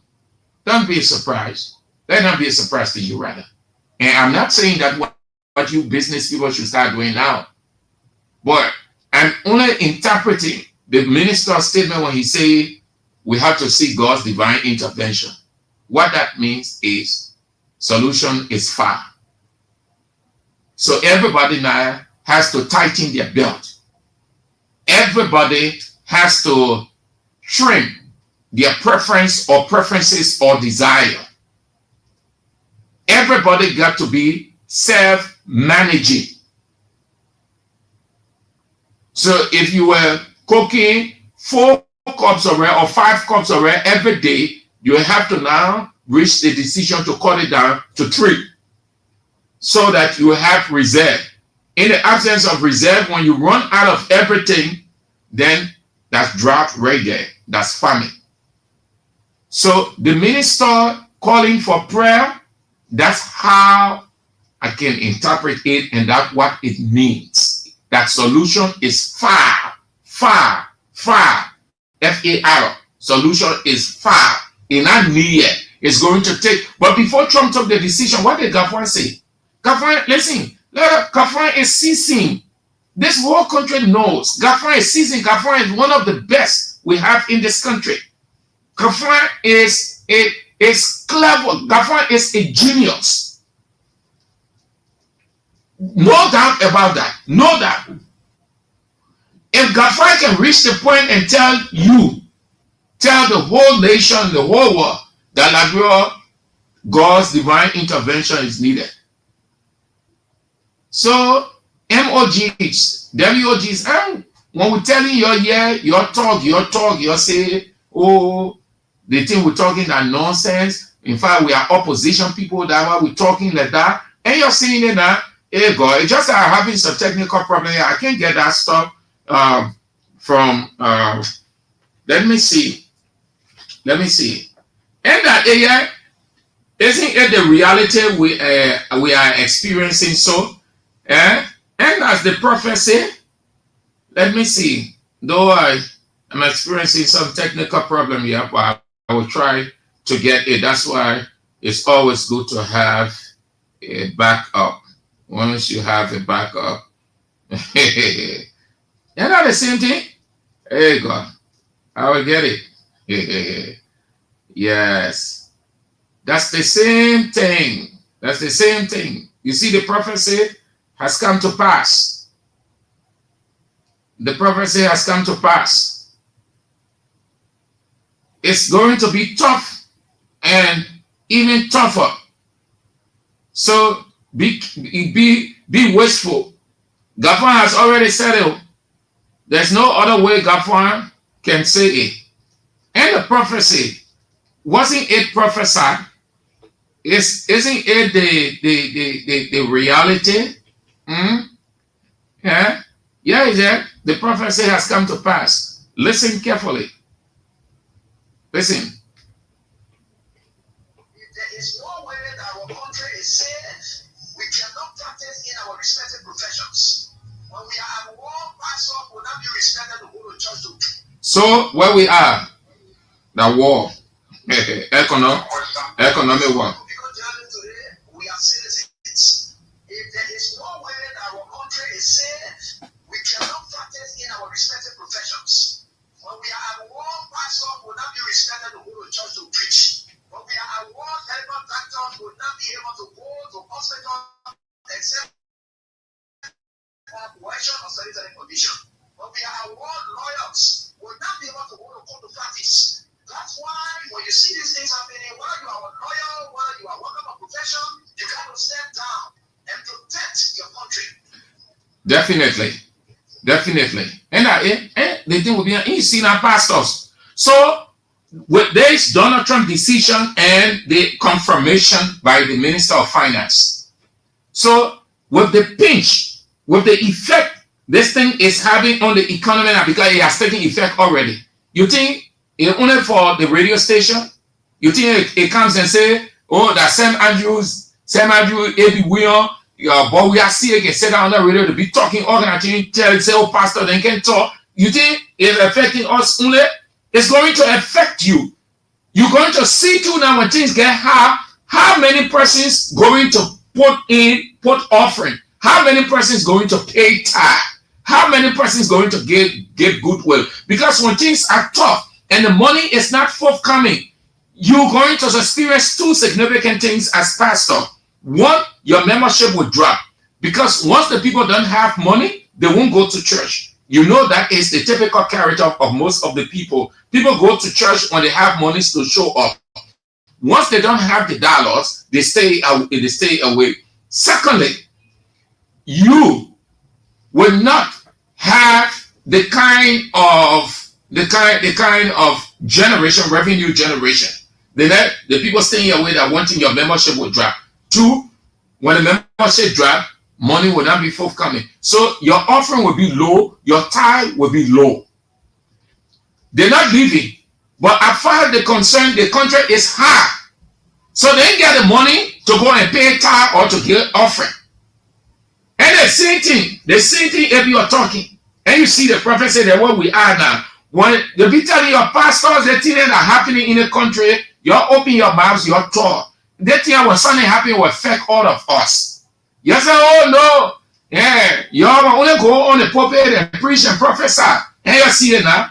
God did not speak to radio stations. God did not say that St. Andrews, A.B. William, but we are seeing can sit down and just be talking all kind of things, so they coming to them. God spoke to the entire country that things will get tough, it will get even tougher. Oh yes, you pastor, you go to the gas station. Maybe if you're buying gas for 650, they tell you 950. You will say,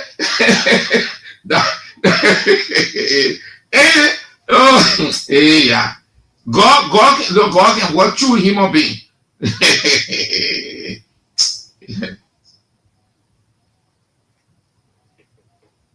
God can work through human being.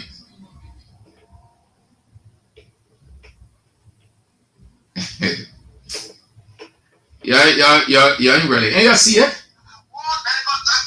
No, hold on, Chief. Let's go. Before we become journalists today, we are citizens.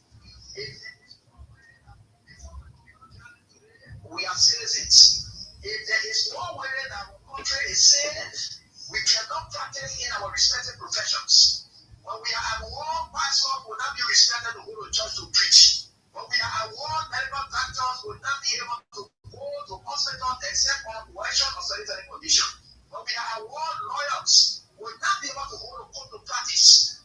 That's why when you see these things happening, whether you are a lawyer, whether you are working on profession, you got to step down and protect your country so that that country will provide an avenue for you to be the kind of person that you want to be. And that's where we are now. Yes, there where we are. It's clear. Okay, simple. That the time we're in now, economic tribulation. That's what Gafan announced. So Gafan say they think it will take God's intervention. The people who have insight into the time now need to start praying, seeking God's direction so that we get out of this thing. In Israel, they had a certain group in difficult times as well as good times to guide Israel. They were futurists. They will guide Israel.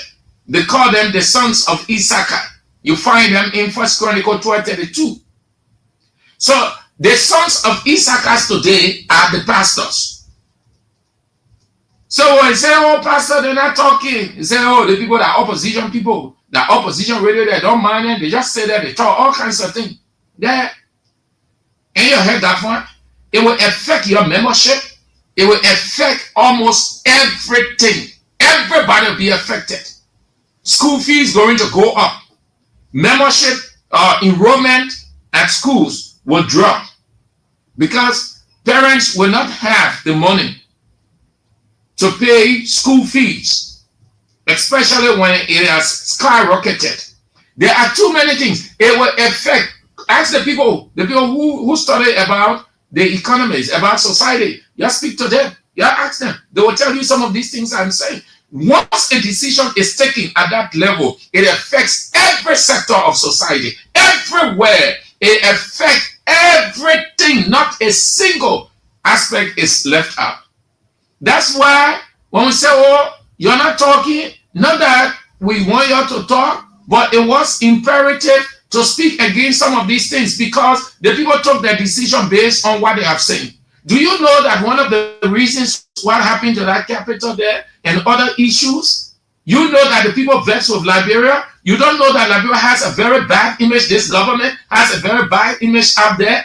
You're just looking at this thing from from downward perspective, you need to open your eyes. Just like Paul said, pray for the spirit of discernment so that you will see beyond. You think that thing the guys did at that place and other things they did prior to, you know that it sends a bad image. Nobody can come here now. That decision taken by the United States, you know what it means? Investors will not come here. In essence, the first and foremost thing that came to them, no guarantee, no surety in Liberia. They will not come. No investor you will see come here. Ask any one of the government officials. Let them tell you that let them show you an investor. When we say investor, we mean a real investor into this country. That decision taken by the United States government also affects or discourages or put those people on hold. So when investors not coming, what's going to happen? Nothing much. Because they come in with the investment, they create job opportunities and a lot more. When nothing like that. The second thing that you're going to see, it has started already. Ask some of the government people. Most of the government projects now have scaled down. Because all of those monies that you are hearing, grant this, grant that, grant this, the monies are not coming immediately. No, they don't just fall like the leaf falling from the tree. It takes time. And once they hear something in between that they're not satisfied with, they hold on to that money. It's going to get tough. That was Gafon man when he said, God's intervention, I pastors and pray. So you're praying now. You're praying. That time you're praying now. In your area, and you say, pastors there, they ever wanted to pray. So you'll be praying. Say you can't talk, you pray. Gafon say you're going to pray now. When you pray, God not going to answer that prayer. God tired listening to prayer from Liberia. Listen, all of us are Christians. You read this Bible. Come on. God doesn't want prayer from Liberia. You have wasted time. Whole day, 3-day fast and prayer for the nation, praying for the president. No, you don't get veiled. Nobody will ever say they're praying for Bwaka. You don't pray for the leaders. You tell the leader. In those days, those guys, all the prophets that you see in the Bible, what you saw them doing, you saw them going to the king. At that time, the kings were the one in charge. Today, you call them politicians, president, vice president, pro tem, and on and on. Their political class was under that canopy, kings, rulers, as you see in the Bible. What happened? The religious leader will face them, will speak against the ills, the injustices, the murders, the mysterious disappearances of people. You're opening the Bible. They're not different things I'm saying you're dead. Today, you're mute yourself. You know why they were talking those days? Because anything happening, it was going to affect them. And it affected some of the prophets and apostles and other people. It affected same conditions affected them because they were muted. You know the reason why you have religious leaders speaking? They forewarn. That is the essence of religious leader. They see into the future. So they say, look, Mr. President, please tell the finance minister, we have to do this. We see this calamity economically about to befall Liberia. Some kind of action is about to be taken by one of those countries. God can reveal. He can tell you the country. He can show you. So let's put some kind of economic contingency in place. And truly, when you look, bam, here's decision. But because the people were they're not interested in anything, they say, oh, Pastor, we're not getting politics. So they sit down, they just prophesying to people whole day. God said, well, I will show you now that Donald Trump is about to take this decision when he take over. There are other countries of this world, of making up this war. The leaders go out and show them, and they will go to the president and say, Mr. President, this is about to happen. Let's do this, let's do this. And truly, as the president listening to do it, 2 or 3 days after that action. When you're speaking out, God reveal. When you can speak out as a religious leader, God can show you. God does not want anybody prophesying. God says, speak to the king. Today we call them politicians of all kinds, president, vice president, all of those people. He said, speak. He sent Isaiah. He sent Jeremiah. He sent all of those guys to face those people of their days, the political leaders. Amos, all of those people. When Jeroboam, as a political leader, was ill-treating the people, what did Jeremiah do? Jeremiah went and facing head on and said, if you don't stop this, God's wrath will come upon you. He got vexed and ordered his people. Yeah. You know, the Bible, yeah. You think God get time? Oh, they praying. What kind of prayer Labro has not offered? What has changed? What kind of prayer Labro has not offered? What leader has changed? All day praying for president. Let's pray for the president. Till they fast and pray for the country. Till they fast and pray for the nation. So your prayer now, and your prayer freak, and your prayer reservoir, government say I'm going to pray. Because the 1 year is not easy. So you're going to explain to God. You send a prayer to God and say, God, the economic situation in our country now, we need you. We need your intervention. God will say, come on, you'll go back. If you people were speaking to those things that were happening and still happening in your country called Liberia, you will not have Donald Trump taking that decision. I gave you resources to stand on your own. The people are plunging the resources, getting the country into a state of decadence, and you people are sitting there and not talking. They're taking the resources out of the country.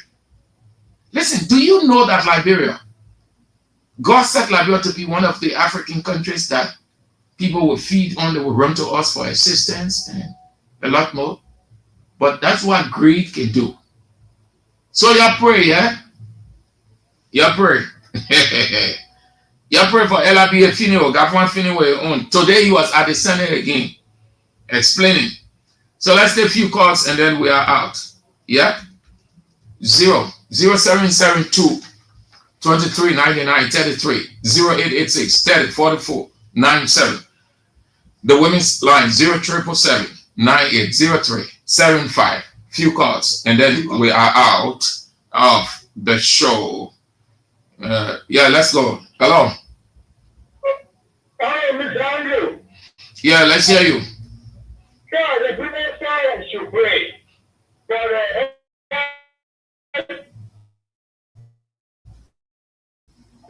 in the country, from this country.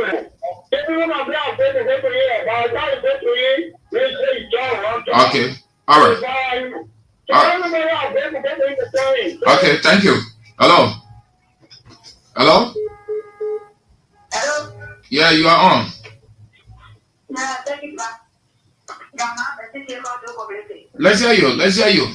You're praying for Liberia. The Father Minister saying a prayer. You pray? Why you not pray? Oh.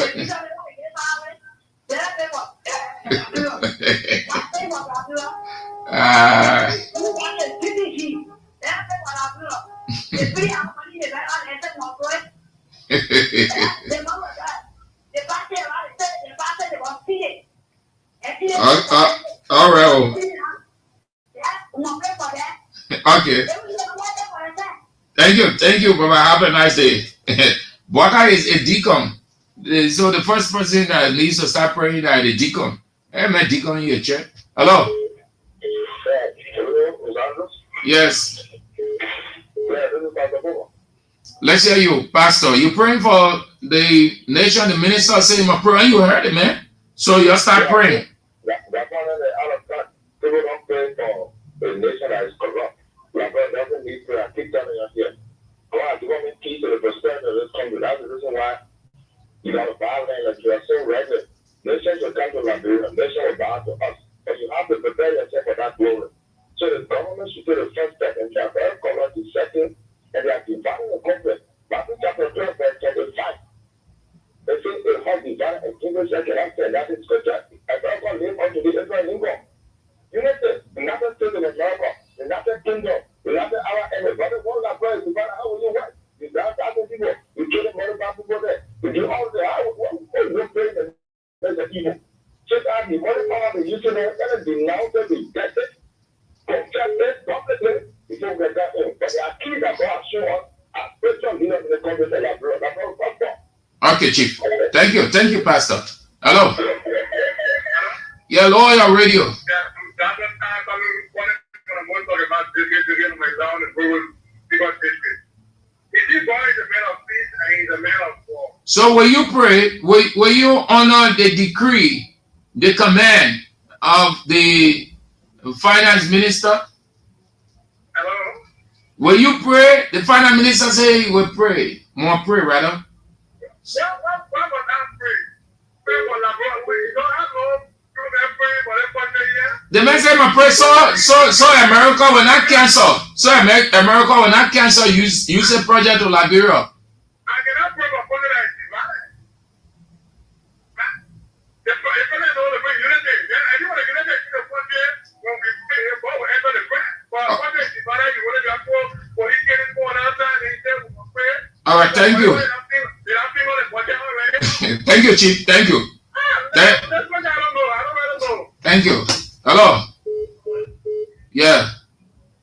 Hello, thank you. How you doing? I'm good. I'm very good. Thank God Almighty. Yeah. I know you on your knees praying for Liberia. You've been praying.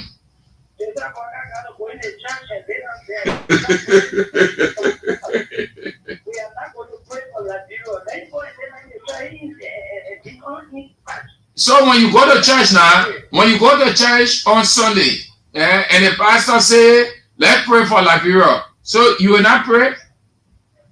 If I'm praying for Nigeria, I'm going to be praying for my president. So yeah, I will not be praying for 72 years.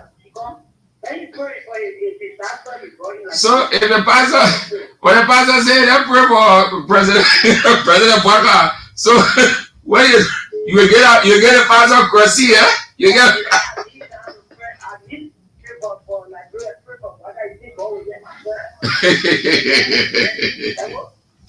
I know. Okay, man. Hello. Yeah. Yes.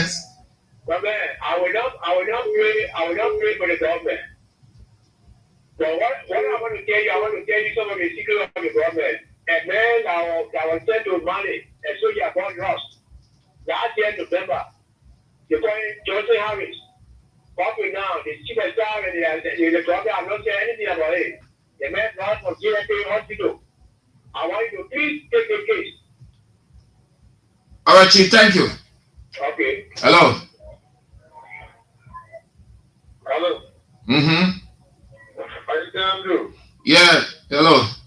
Yeah, I'm happy as to the community. When you go to church on Sunday, Matthew, and the pastor say, let's pray for the nation and the president, will you? Well, I'm true. I will not pray for the president because the president told us clear like you know what the devil. The Bible says when the sinner rule, the nation suffer. It's a reproach to the nation. It's a rational exalt the nation. But so now the president, the head of government, say, I will pray for the devil. Why would you be praying for the devil? Say, Andrew, how do you think the devil? You see what is happening? A complete from the devil. Okay, Chief. People dying, people struggling, people all right. Because the government declared Liberia. All right, Chief, thank you. Hello. All right. Yeah, thank you all for spicing it up. So, before I get to Yeke, let me tell you that of all the religious leaders in this country, this is my observation. I know that from Ellen's regime to Weir's regime and now. In the absence of the late Archbishop Michael Francis and Sheikh Kafumba Konen, the two dominant voices over the decades that shaped the destiny of this country from a pastoral perspective. The next person that I know that speaks out is Bishop Kotu Brown. I know that for a fact. Weah's time, Ellen's time, he was critical. He would speak out, he would provide suggestion. We saw him in Weah's time. In fact, I don't know, yeah, he was president of the Liberal Council of Churches, and he was still vocal until he left. He will criticize, he will talk about injustice, corruption, and all of those things in Weah's regime that he saw. But he will go on to provide suggestion. His voice never went down. Today, he still speaking. He is the head pastor of New Water in the Desert Assembly in Broadville, Bishop Kotu Brown. Besides Bishop Kotu Brown, I can tell you that I've heard, and when I'm talking about hearing, I mean consistently. This country can bear witness to that. Kotu Brown has never gone muted. Every regime, Kotu Brown is out. He calls a news conference, he gives his position, he makes suggestions. Go back into Ellen's regime. Ask for the vocal religious leaders. You'll see Kotu Brown. Go back into Weah's regime. You'll see Kotu Brown. Come in this government, Kotu Brown is still speaking. The only voice that you hear of all the religious leaders, the rest of the people, they are excited in their bishopric robe, the apostolic robe, the large congregation, and things affecting everybody. Everybody. If the international community or America put sanction on this government, it's going to affect everybody. Nobody will be exempt. Everyone up in this village called Liberia, down to the people who riding those 45,000 cars, it will affect them too. Even it has started to affect them. Everybody looks up to them. People go to them for money every day. They have their families too. They have extended families. They spend more money. And when it is not forthcoming, they will drop their spending. They wouldn't be extravagant, even though they have thousands of US. Pastors, the church will be affected already. The people ain't like to go to church in this country. Then they hearing, but they kind of think. Finance minister said it will be hard, very difficult. The economic COVID-19 we in, so you're overlooking it. When you go to church, you the pastor, you're having 500 persons as your congregation, and you see only 100 there. That's the time you start coming to your senses. If you have 100 persons as congregation and you see only 25 in the church, then you will know. When you look at the offering box, it can read even good 1,500. Then you will know. Everybody is a stakeholder. Every one of us has to come out and speak to our government, identify the ills. The government isn't infallible. Put on no fear. Put on no fear. You can't. You have to face it on. You think we come here every day? You think we are heavily protected? We're not protected. We don't have bodyguards. We say everything with conviction. We depend on God. And because God knows that we are saying the truth, and this is what He wants, He protects us. We don't have bodyguards all around. We move in the midst of people all over the place. Bad people, good people. People identify us. Or yet, men that be on King's FM saying this, saying that. All of those things are risks. But God with us. We could get discouraged, but no, it will not help because this country is for every one of us. You only want to rely on us and say, oh, the journalists are talking. Then you say, oh, my man, you gotta be careful. How can a pastor telling radio people, my man, you gotta be careful. You know this country. So the pastor is confirming that the government is evil, that he's afraid. So he wants to preserve his life, sit in his corner or in his office and just listen to the radio and not to speak out. When you stand before God, God will tell you, get off my face because I needed you to save that country that I gave so much blessing to, and you muted yourself. It's affecting everybody right now. Everybody, it affecting everybody, not one person. You see when we're talking? We saw these things. We read the political indicators and tell you this is what's going to happen. And the finance minister confirmed everything. All of the things, all of the excesses all over the place. Donald Trump is not going to let that thing. In fact, I think I didn't see that, but one of my guys was telling me of a layout. They started to lay out people from a couple of institutions because of the impact it's having on that side now. Then a tiny infinite testimony country like Liberia. When they start laying people out here, Pastor, your people will not go to church. You will just be complaining for nothing. Then you will start regretting if I had known. We were spoken up.